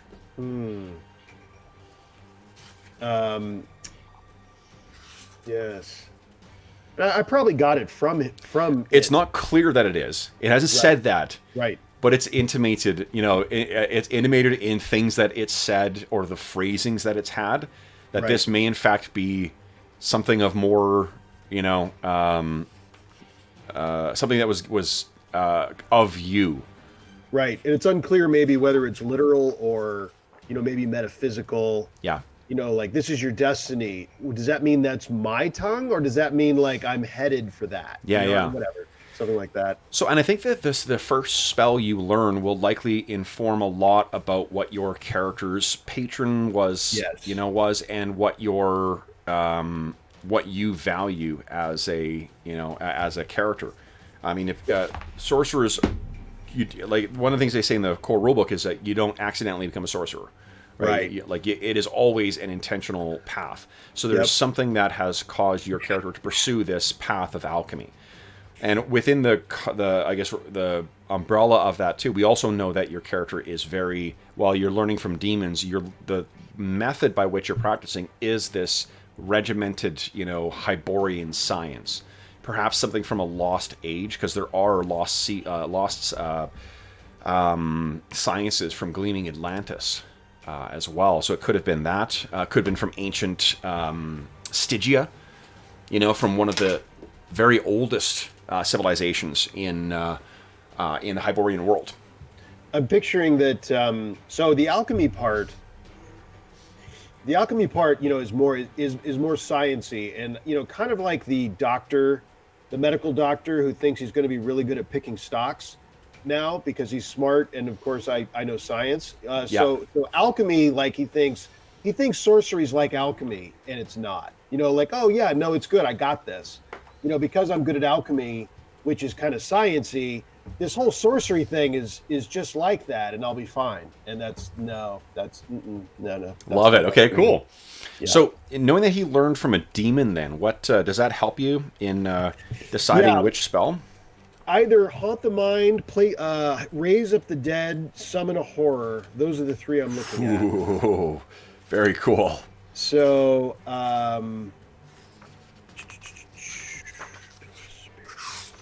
So the for those listening at home, the 3 spells we're talking about are all from the core rulebook. You said it was Harm the Mind. What's the first? Haunt the Mind. Haunt the Mind. So Haunt the Mind is the like illusion and kind of mental attacks, right? For the first, and magic in Conan is not. I mean, the Conan role playing game is basically it's a lot of improvisation coming from one specific spell. So like a spell will give you access to a whole bunch of abilities that you can do that relate to implementations of that. So Haunt the Mind is lots of illusion and, affecting the mind. Raise Up the Dead does exactly as advertised and has one of my favorite illustrations in the book, too. Oh, nice. Yeah, it's a good one. Yeah, I love that. And then the last is Summon a Horror.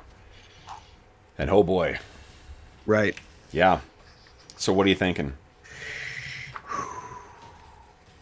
I mean, part of I'm also thinking like on a practical basis. Yeah. What would be most like if because I don't know enough about like I've never used any of these, right? I've never. So let's talk about what they do then. So at default, what Haunt the Mind does is you can make them witness to illusion. You can cast illusions into the mind of a target of your sorcery, and then there are other things you can do to modify that outcome, including like doing damage and. So that strikes me as the most practical of the 3 I've mentioned. Yeah. Because I can just bring it. I can bring it into play a little more, I think. Yeah. The other ones I think are even possibly even more interesting, but they feel a little more involved. Like Raising Up the Dead strikes me as probably the most complicated. I may be wrong about that. I'm just guessing, but. So the regular at default, what you create is a. Well, I guess you have to customize each spell for it. It's Raising the Dead, right? To raise up 2 skeletal minions, you require.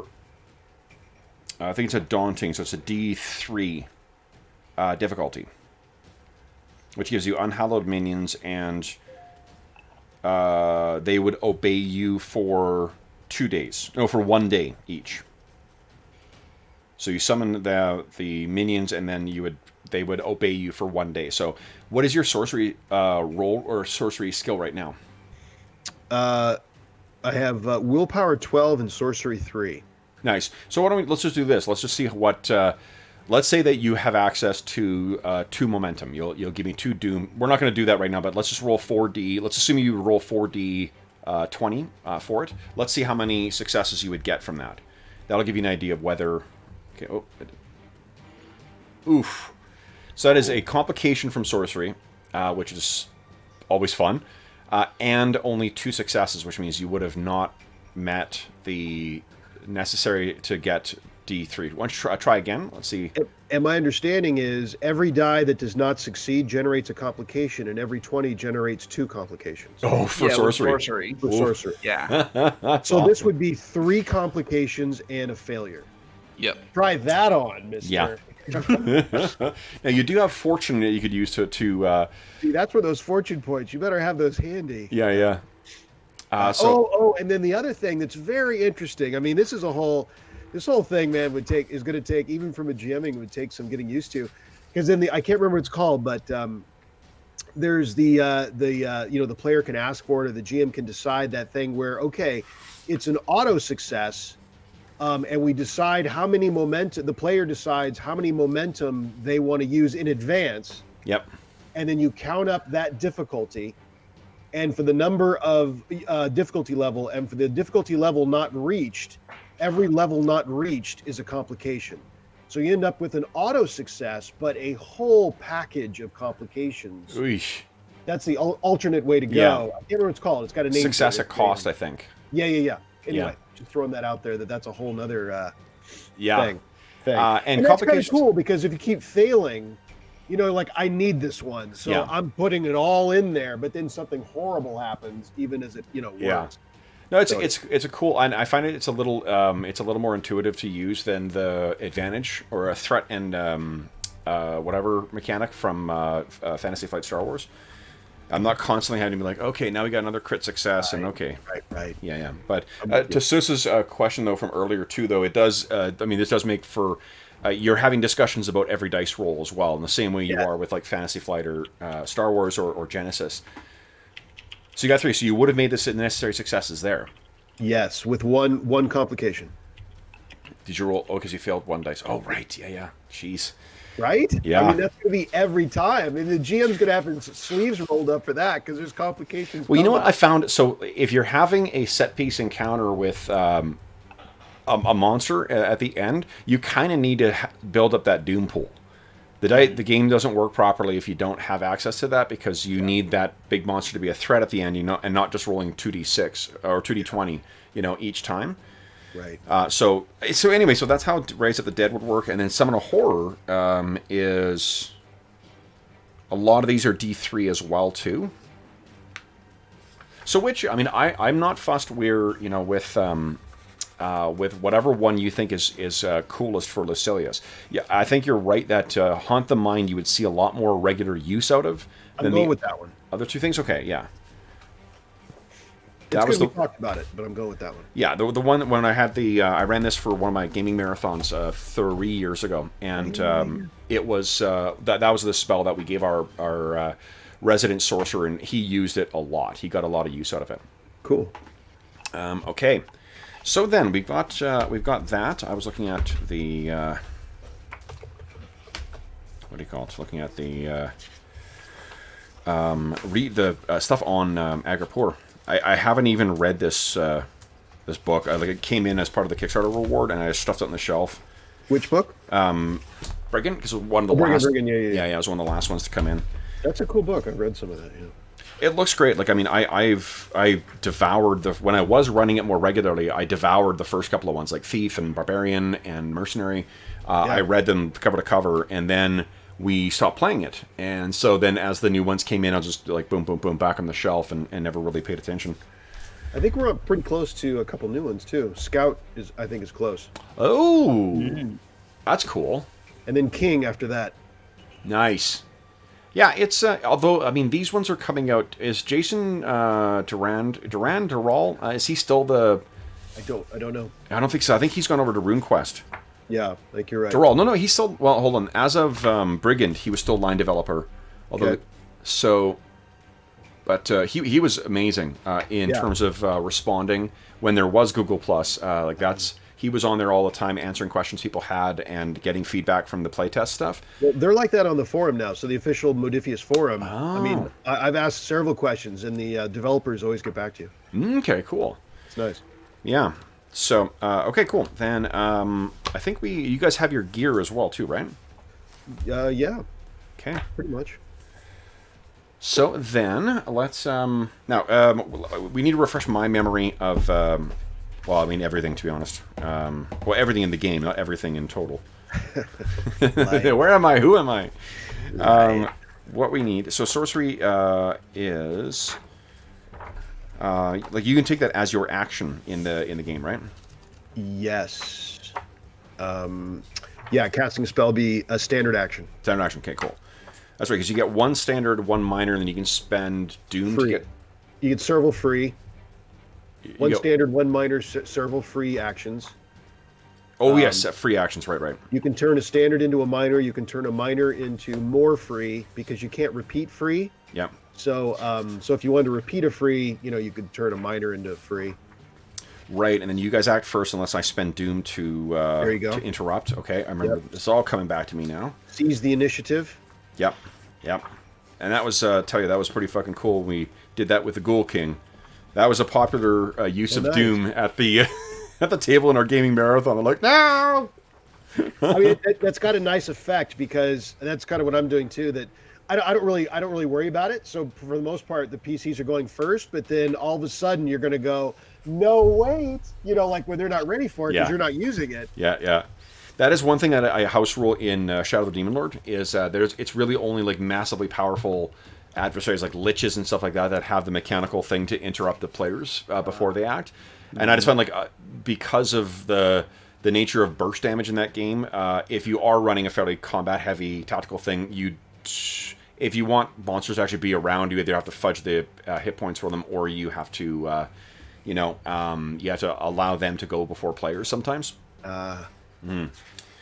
Okay, so then, guys, I think that is the end of... Oh, you know what? Since I got you guys, both of you here, there has been some discussion on one of my... one of the last times I ran Conan. That video has suddenly kind of come to life again, and someone was asking about immediate spends in combat. About spending, like, whether you can get Doom to boost... I think it was whether you can get Doom to boost damage.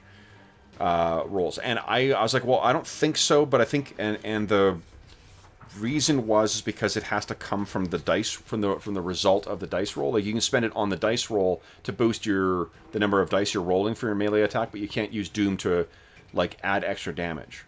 Yeah, the way I have always played is that if you want to spend momentum on an actual action, that the momentum that you spend has to come from the roll that you use to make the action, basically. Yes. So if you make a sword strike and you want to spend momentum to boost your damage, you basically have to put the momentum in the beginning and hope that you get it back out from your roll, rather than being able to just spend it willy-nilly from the pool. Yeah. I mean, I believe that the there's I would say there's basically 2.5 kinds of momentum spends: the immediate spend, the regular, and then there's the action scene momentum spend.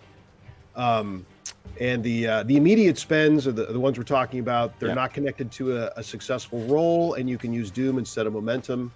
You can use them anytime. And then the regular ones need a success, but you can't use Doom. Yeah. And then the action scene momentum spends are similar to the regular, except you need to have generated 1 momentum on your roll. Oh, in order to trigger yourself. To use that specific list of action scene momentum spends. Okay. So let's see here. So you're correct, Kevin. You can't use immediate spends. You can't use Doom.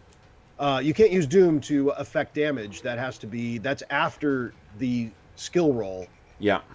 Can you use the momentum pool, though, to boost your damage? Yeah, I'm pretty sure you can. At that point, it's any combination at that point of from any source. So it could be the momentum pool, it could be generated from the roll, or it could be bonus momentum if that happens to come into play from a talent or something like that. I can't remember. Is there a 1-point momentum tax for putting into the momentum pool, or is it only when you're at the end of the round, then it goes down by 1? Only at the end of the round or the end of the scene.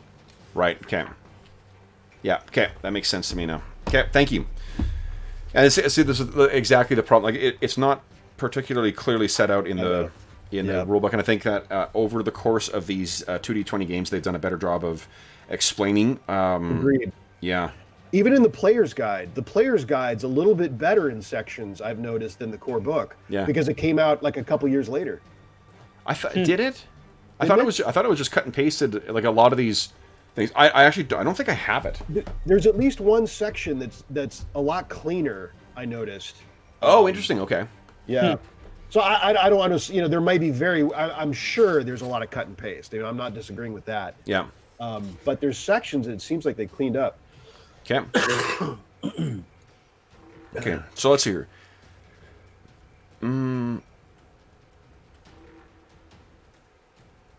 All right. I'm just looking at the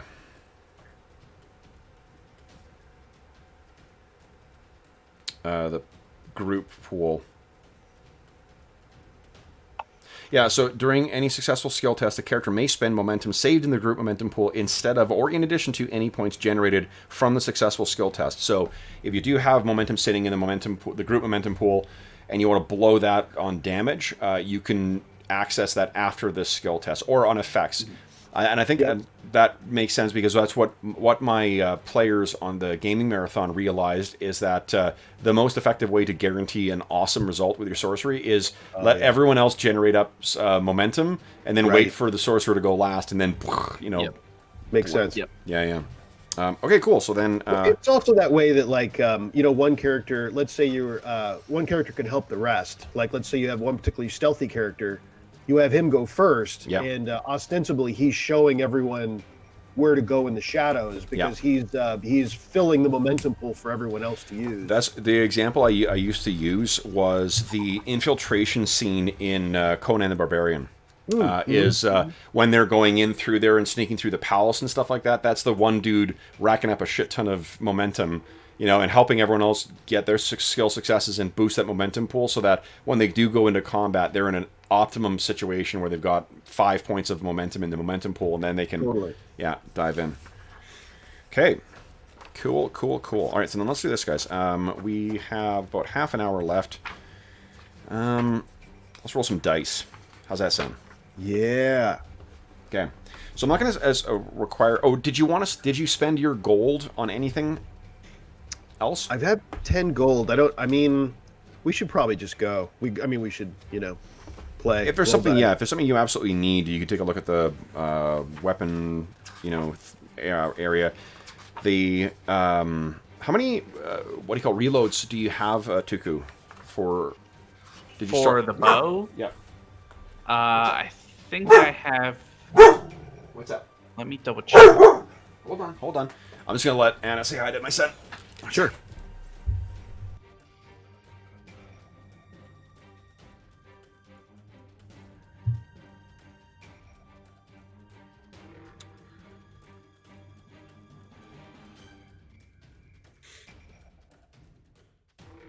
Yeah, there's a lot of moving parts to Conan's. I'm kind of used to it. I'm pretty much used to it now, but they probably didn't need to make it quite as complicated as it was. Probably not. And I think Sean, we talked about Barbarians of Lemuria, right? Oh yeah, I never played it.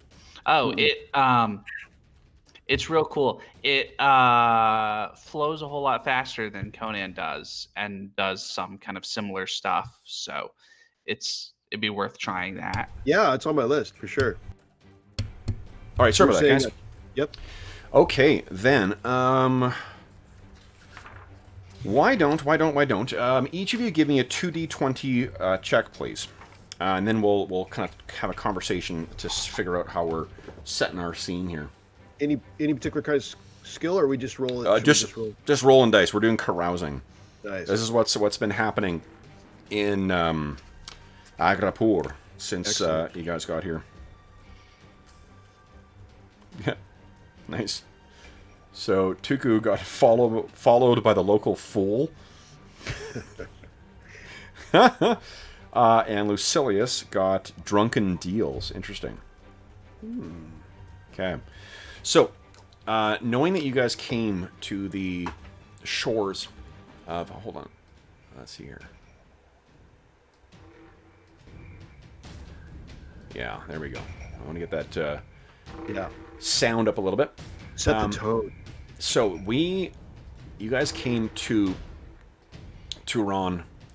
Maybe you've been here for a while, but I think this is you guys relatively recently arrived back in Agrapur. Do you think that where you came from was a success, or do you think you have come in kind of like with the clothes on your back, the money in your purse, and you are trying to find sort of what's your next? Well, I guess first off, what is motivating your characters? Is it just this the trying to find treasure from day to day, or is there some other grander thing that you're looking for that you want out of life? I think Lucilius's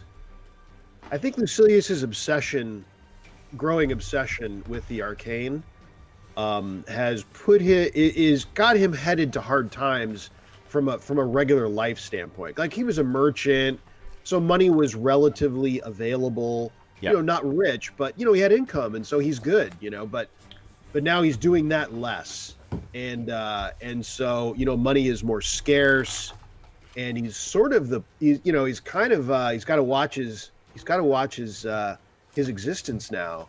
Yep. And I think he probably just exacerbated it by, what'd you call it? So the drunken deal, right? Yes, and we'll deal with the events. I just want to get you guys situated in Agrapur right now. So I think he's probably good. Do you think we were traveling together, Tuku, or do we reconvene? Do we reunite here? I don't know, because I'm thinking for Tuku, it really is basically just kind of a search for enough gold to get through the day, and especially enough to have some fun while you do it, and then back down to zero, do it all again. Yeah. that kind of No. mercenary lifestyle. Not a big saver. Not a big saver. Okay. And I think Lucilius, and so I think they're two birds of a feather in that sense. He doesn't like being day to day. Lucilius doesn't like being day to day. That's not the plan. Yeah. But it's kind of what he's got going right now because he's obsessed with this, a search for the arcane, and he's not doing his trade, and so he's run into Tuku, who seems fine with this whole arrangement of, let's find some gold and some, drinks. And so Lucilius can't really handle himself. I mean, he can handle himself in society, but he's not as good in the wilderness. He's not as good where there's, imminent danger, physical danger. Okay. So let's talk about Agripor itself. Agripor, the jewel of the Vilayet. Agripor, one cannot find a more splendid city anywhere in the world. Minarets, ivory towers, domed temples to Erlik and other gods, a mighty and impregnable gate, and an imposing entrance to her port, which might be mistaken for the sheer cliff of the largest mountain one could ever imagine. The grandeur and scale of Agripor stagger the mind and defy belief. Even magnificent Tarantia cannot compare. From within her spired towers, veiled princesses watch the churning Vilayet and spy the purple-sailed galleys of the Turanian navy as they disappear into the fading light of dusk. Her streets are paved, and her buildings sheathed in marble and other polished stone. The storied diviners of Agripor claim that the city shall last 10,000 years. It would be a boon to all humankind were they right, for who can imagine a city as grand as this, a culture as sophisticated, a people as rare? Even 10,000 years from the Hyperborean age, could man hope to build taller towers or shelter more people in a single city?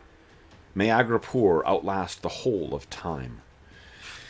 So the thing that seems to be the case in Agripor is that it is more welcomingly cosmopolitan and enlightened than many other cities. Certainly the cities to the northwest.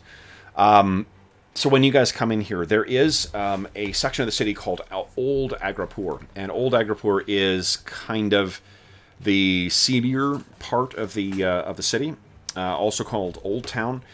It is at the southernmost end, and it's there where the original Iranistani buildings remain largely intact and unmodified. So it is also the most run-down, likely, of the, or at least the most plain and unadorned of all the regions in Agripor. While crime is here and vagrants and beggars, it could not be properly called a mall. So it's not a kind of like lawless kind of souk type area. New Turanian recruits police Old Town as part of an initiation. No one likes the detail, but it keeps the streets safer than bad areas in the likes of Korshemish or Shadazar the Wicked. The king is aware of organized crime, but tamps down on wanton violence in the streets. Still, a stranger venturing here at night alone had best be armed and have skill to use said weapon. Refugees from varying wars and the lowest strata of foreigners also reside in Old Agripor. So while, as you travel through the streets of Agripor, the paved streets of Agripor, making your way towards the Old Town where you guys will be residing, you have this see the wonders of the different civilizations across the Hyperborean world, and then you get to meet the people who are at their most desperate from all over the Hyperborean world too. So it's a stark contrast of the wonders of cosmopolitan living that can be in the more affluent areas of Agripor, mixed with the squalor of all the most desperate from all the numberless lands of Hyboria, where you guys find yourself. What do you think brought you to Agripor? Was it just the most convenient place to stay? I mean, Agripor, in the same way, in a similar way, I suppose, as to Sorcery, Agripor is a destination. Do you think you had something that brought you here, or were you just dealing with something that was nearby, and this was the most easy place to sort of catch your breath, see friends, and then head out? I'm thinking Lucilius is trying to turn things around a little bit. So Agripor is a glorious city, and he still considers himself, a man of civilization. and so he's trying to right the ship a little bit. Like he was full on merchant, then he kind of took a dive off the deep end, into the arcane, and so he's coming to Agripur hoping to like let's try to take a more even, let's make a few coin, learn some things. This city has it all. So because you guys are starting heroes, your upkeep cost would only be 1 gold. Or hold on, it's equal to your social standing. Is it social standing plus 1 or social standing? I can't remember. Yeah, I'm in the carousing section right now. Yeah. But what I was going to say is I think that maybe that's what you've been doing is pursuing your craft. Yeah. Each of you has that ability, right, where you can pursue your craft instead of upkeep. So you'll still get a chance to... Oh, at start of carousing, all players must spend a number of gold equal to 3 plus your social standing. That's right. Yep. That sounds right. Okay. You also get to decide what action you want to take during downtime as well, too, or during carousing. You can try and meet a patron. You can try and trade. You can gamble. You can pursue rumors. You can recover, although you guys are... I'm assuming hale and hearty right now. You can cultivate renown, or you can receive titles. So let's let's use the full. We'll start off with carousing. Awesome. So it's going to cost you. You guys each have a social standing of 1, so it currently will cost you 4 gold for your carousing. What would you guys like? I'm looking at page 291 of the core rulebook.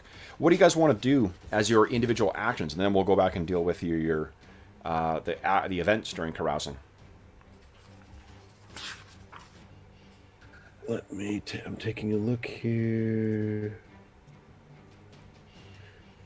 Oh, and I'm doing carousing wrong. I should take the 2 lowest rolls you rolled, add them together, and then that's the event. So, 19. Inexplicable tattoo. Nice. It's great.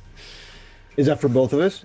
No, we'll go with the 2 because they sound kind of fun for now. But what do you guys think? What would you want to do? Right now you have... This is normally what you would use to sort of...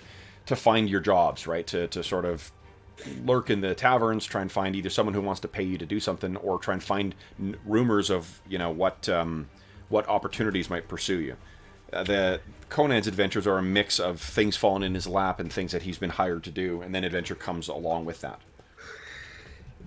It's hard for Lucilius not to maybe pursue his patron. Meet a patron. Yep. That's not going to be very practical, but he's in the big city and there's things to be learned here, so he's going to get pulled in that direction, I think, and he's going to hope that Tuku can land a day job for us. Okay. So meeting a patron, meeting an existing patron costs you 5 gold. Meeting a new patron costs 10. A mixture of bribes and tedious meetings with subordinates and middlemen. This is reduced by 1 for every rank of renown that the character has, but I think you guys have 0 right now. Right. And that's in addition to the upkeep, right? That's in addition to the upkeep, yeah. Life's expensive. Life's expensive. I mean, there are ways to reduce your upkeep, including if you don't pay it, you can't spend your XP that you've earned. Yeah. And there's talents to help. Yeah. Mm-hmm. One may have talents. Yep. Mine is if I don't have enough gold to pay your upkeep, you may offer your services as a tradesman or guild. Yeah. Gotcha. I can afford it. Yeah, why not? Let's do this. So I got 10 gold. So 4 for to keep up the lifestyle that I'm accustomed to, and 5 to look into the arcane. Sure. Yeah. Let me grab my... Okay, and what about you, Tuku? What are you thinking?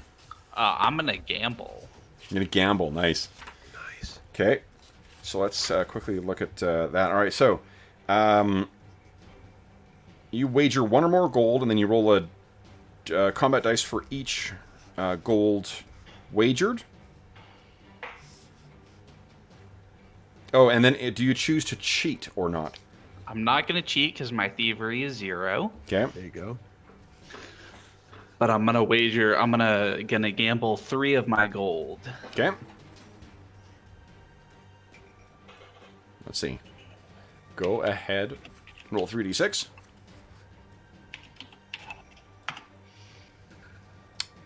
Nice. So two back out of the Well 3, done. and then Maybe. let's see here. And doesn't look like there's any effect, right? From if you're rolling effects. I don't think so. It didn't look like it for me. It's only if It's you're only if you cheating. got it. Yeah, then you get the extra effects. Okay, cool. So you lost 2, but you gained. What do you call it? You lost 1 net, I guess. Mm-hmm. Hold up. But here. I didn't get caught cheating. Yeah. No. Right. Okay, and let's figure out about your patron here. So it does say, as with meeting a new patron, this cost is modified by the player character's renown and social standing. Okay, so we're going to reduce it by 1 then. I would think. I think that's the way it's... Yep, so if your social standing is 1, that means it's only going to cost you 9 gold to meet your patron. a bargain. Total Oh, wait, bargain. well, my existing is 5, right? My existing is 5 reduced to 4. New patron is 10. I was going to go for my existing one if possible. Well, no, this is different from your sorcerer's patron. Okay. That's one of the first things it says, is that it's should not be confused with the patron from sorcery. But they could be one and the same, and I don't think you're going to be able to meet with your sorcerer's patron. Okay. Okay, so this would be someone new. This would be 9 gold. Do you have that? I don't have it in addition to upkeep, so no. Okay. So if you... Let's see here.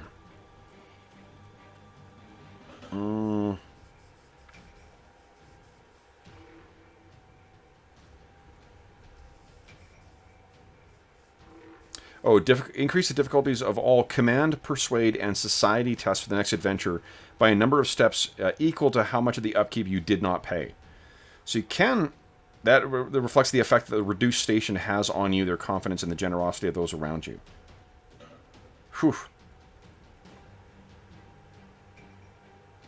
Yikes. Okay, that's pretty... And you don't get to recover fatigue or despair that you're suffering from unless you're resting comfortably. Yikes. Alright, so... Well, let's say that it's an existing patron then. Let's just see who it is. It'll cost you the 5 minus the 1, so it'll cost you 4 to meet with an existing patron. But let's see who... It's not going to be your sorceress one. Let's see who this person is that brought you back. Let me... actually, Arlen, give me a 2d20 roll. And actually, both of you guys, 2d20, please. Yeah, all right. Let's see here. 9.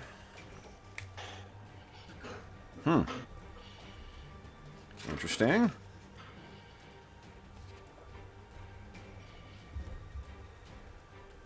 Okay. And let's see here. I'm gonna roll dice here. 18.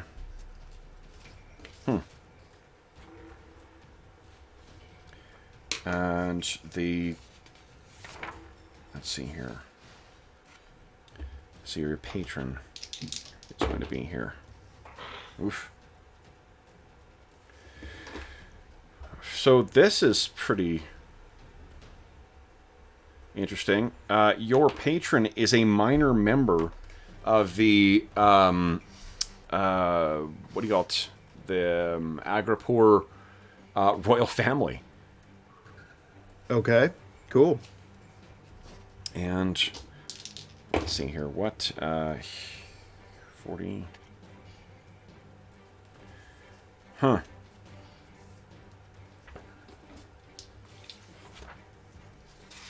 And let's see here.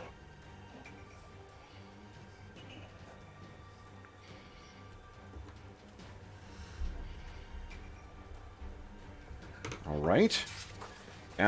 And give me one more second here, guys. For those at home, I'm using actually the handout from the Game Master's screen that comes. That has a randomly rolling plots stuff. So let's see what this guy wants from you.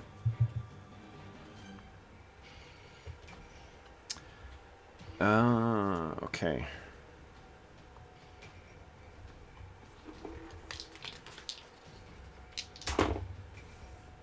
Let's see here.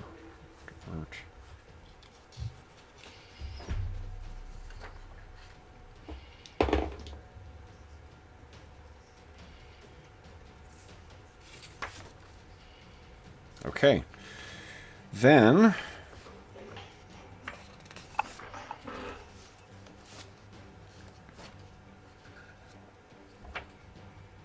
All right. So, guys, there is... let's give this guy a Turanian name. Actually, let's make it a woman. Because we're full of men here already.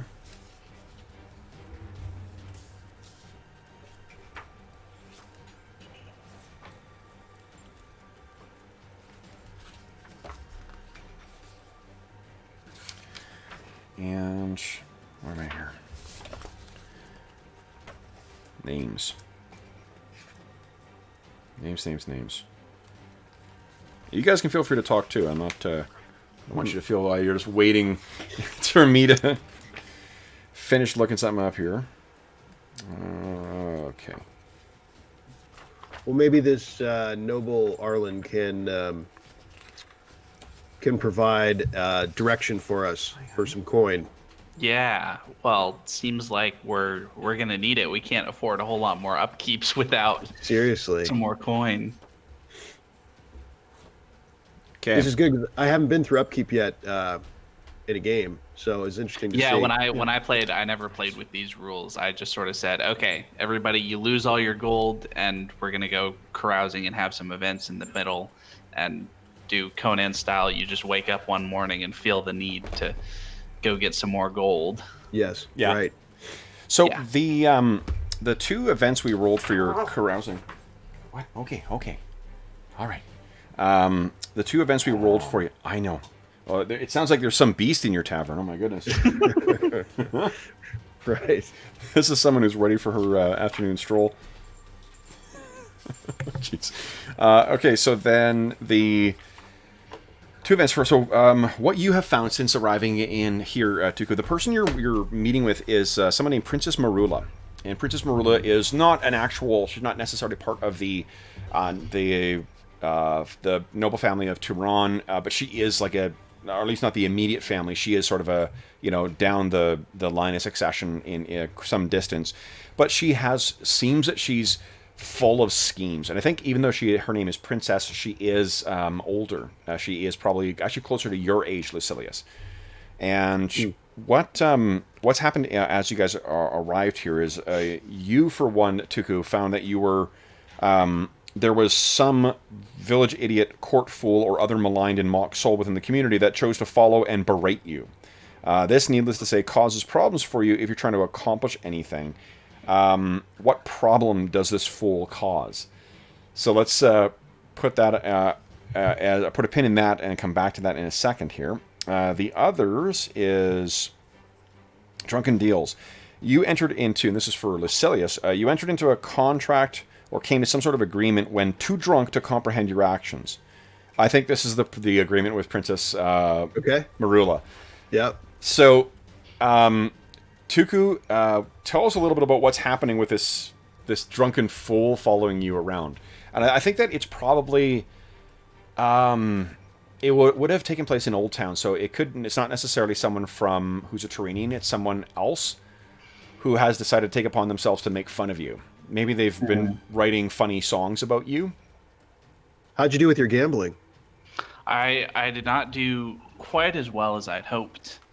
Yeah, with the gambling. So maybe there is a local kind of storyteller who was gambling with you as well too, and his mouse started going. 1 second, I'm just gonna close my office. Oh.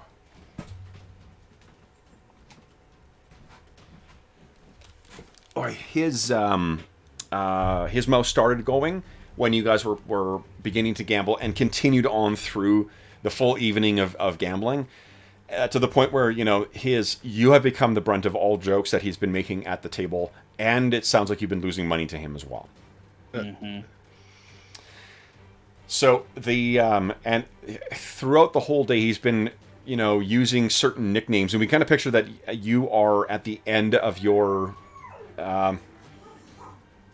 sorry guys. No worries. Okay. At the end of the day, you guys had been gambling, and she's a very distinctive yip.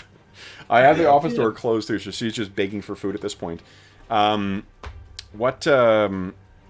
step away from the table, you've kind of counted your losses and made your decision to not go along. What do you think the nickname he's come up with for you is? Because what I'm thinking is that it's going to be one of the serving people who refers to you by this nickname as well. He could call you maybe Tuku the Gifter, or Tuku the Generous. Yeah, I like that. Tuku the Generous. Okay, that's good. You've finished up. How I'm assuming he's not feeling great about having lost his money, and then to hear one of these serving, or maybe like just some person who doesn't have enough money to actually take place, but just likes to jaw. They decide to test this on you too, like, Tuku the Generous, why don't you buy me a drink too? I'm going to just kind of steely glare at him, do that intimidating Conan thing. Yeah. So let's do this. Let me quickly find the because this is one of my favorite things in Conan is the social combat. Yeah. Yeah, it's very cool, and it is. Gosh, this is all. Where is it? Because I think Steely Glare is just the default hero display of power, and display of might and power. It's not Dead Man's Stare. It is Steely Glare. So why don't you give us an persuade check, please? Oh, I'm not super. Oh, I'm a little persuasive. Okay. And now you can give me Doom if you like to add to your. There's nothing in the momentum pool right now. You got fortune points. Yeah, I could give you. I'll put those two. You got fortune points as well. That's right. And the session's gonna be over in like 2 minutes. So. Yeah. Right. So why don't I spend a fortune point? Nice. Auto success on it. I assume you don't have any talents, right, Arlen? I don't have any talents related to persuade, but I've got. So if I spend a fortune point, I have 1 expertise and 1 focus, so that's worth 2 successes. Okay. Plus this set of 2 for 1 more success. Okay, nice. So you stare at this guy. Go ahead and give us. You currently have 2. Do you remember what the defense is against displays of might, or is there one? Yeah, it's discipline. Discipline? Okay, well, this guy's going to be an extra. Yeah. I failed. I rolled an 18, so I failed. So you get a net of. I think, yeah, because you count all successes, right? Or do you need 1 to get a success, and then you count on top of that? I need 1. Yep. Right. Yeah. I need the 1, I think, and then additional successes. If he took a reaction, so the target gets a choice to use a reaction to defend himself actively, and if he defend himself actively, then it's an opposed roll known as a struggle. Right, and then that's where minions don't get opposed rolls, do they? They don't get reactions. Don't get reactions. Okay, so then so this is just a straight. So this guy, go ahead and give us a 2d 6 damage roll, and then you also get a chance to add any. If you have a bonus from your is it personality that you get that from? Yes. Yeah. Yes. I don't have any bonus damage from personality. Okay. So I think just 2d6, and then you're sitting on 3 momentum. I might spend that on extra damage. Yeah. Okay, that's 3 damage already. 3 damage already, right. And you got 3 momentum. What do you want to do with that? I think I just want to dump it all into damage. Yeah. So that means you've. I think that what we'll say is that he actually faints dead away. He's a minion. He's only got 1, so he kind of you turn and look at him, and no. You know what he'll do? He'll scream. He'll knock over like 2 other patrons as he turns and runs out. And all you have to do is glare at him and gesture towards your sword, and he kind of And for those at home, when you hit over 5 points of damage, you trigger some kind of wound or whatever, or despair, I think is what the mental equivalent is. Trauma. So you've inflicted a trauma, and these guys do not suffer. When they suffer wounds or trauma, they're defeated altogether.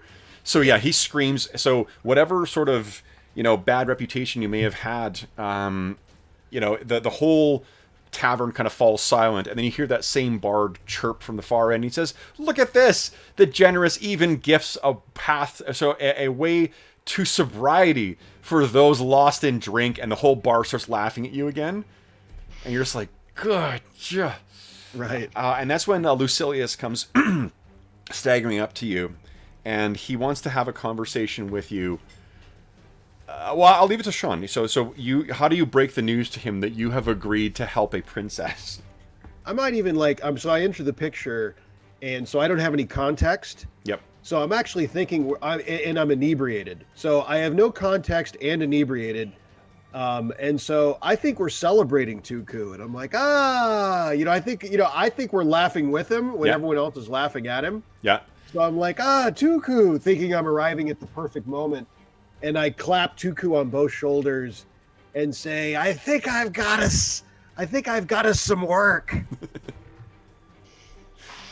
You feel the lighter coin. Honest coin than whatever these wastrels are doing. You hear a roar of laughter from over at the gambling table. Yep. And Lucilius, still misunderstanding and still inebriated, says, "Oh, this seems like a fun place." They're laughing at him, but laughing at Tuku, but completely oblivious. So what? How do you break it to him that you have this task from the princess? So now, being overly secretive, being overly conspiratorial, I whisper in Tuku's ear, looking around furtively, like anyone cares. Yeah. I say, I've found a princess to sponsor us. A princess, and I pause a really long time, of Agripor. I think that's where our title crawl will begin for Nice. Princess of Agripor, and we will end our session there. So Perfect. That's great. Okay, cool. So, guys, for those listening at home, thanks so much for joining us for a impromptu session of character creation for Conan, Adventures in an Age Undreamed Of. We'll definitely have to get back to these characters at some point, because these guys are, we have, having spent even this length of time with them, has me interested in seeing where this will take them. As always, if you have any comments, questions, or concerns regarding the game, hopefully we've helped you get a sense of what character creation is like for Conan 2D20. Or for Modiphius Conan, but if you do have any questions, comments, or concerns regarding it, please don't hesitate to leave a comment in the comment section below, or you can reach me by Twitter at Dungeon Musings. You can shoot me an email. My email address is dungeonmusings@gmail.com, and you can also join us on the Dungeon Musings Discord server. You can find a link to that in the description of the video. That's where we talk about all the different games that we run on the channel, including this one, including all the other campaigns we have ongoing. In 2 weeks' time, we will be back to Zweihander. We just had some scheduling issues, and by which I mean I did not do a good enough job of reminding everyone that we were playing today. So we will be back to our adventure in the City of Crossings with Zweihander next week, or 2 weeks from now. But until then, though, I want to give a big thank you to Arlen and Sean for deciding to jump in and roll up these characters for this. This was a lot of fun. How did it, you guys, so in terms of seeing the characters come from a player's perspective, how satisfied are you guys with the characters that you ended up with? I'm pretty happy. I'm happy from a kind of a meta standpoint, because of getting a little more sorceress, exposure. And my tongue's definitely, my interest is definitely whetted from wanting to see how it, if possible, who knows, but to see how it actually works. Absolutely. With what we did, with what I rolled up, but it was cool. Yeah, no, I'm excited. Nice. How about you, Arlen? Yeah, seems like you always get interesting characters with this character creation, because there's so many different pieces that all kind of come together in interesting ways, and it just, for all the faults of this system, it has a ton of flavor. It does. Right? Absolutely. It really feels Conan-y in a way that I don't know that there are other systems that kind of capture that flavor quite as well. Yeah. And that's I think the best sessions I've had with this game are with small groups, like 2 or 3 players, because of players who are invested in the system or using lots and lots of handouts. You know, when the gaming marathon, I sprang the game on a bunch of people who had never played it before, apart from Jeff. Jeff had played it before. And I had little handout cards with all the, each weapon had a little drawing on it and had the rules on it. They had the same cheat sheets that we were using today. It can be a really, a really, really great game. But having the time to stop and drink in the flavor from every one of those dice rolls, every one of the, hey, that's enough. That's enough. That's enough. I know. Honey, where's your toy? Anna is certain it's her turn. Anna is quite sure that ow, and I'm getting my hand bit. Yeah. All right, sweetie. So maybe what we'll do is we'll save the debrief for the Discord server. But a big thank you to Arlen and Sean too. For those listening at home, we did not expect to do this today, so it says a lot about how adaptable these guys are and willing to just roll with what we are going to do today. Ow, honey. So until next time, for those listening at home, thank you again for joining us. I know, honey. Where's your toy? Thank you for joining us. Sorry, we have a new puppy in the house, so she is a little more vocal than our previous pup. I apologize for the disruption that caused to the stream. Until we see you again, thank you again for watching, and happy gaming.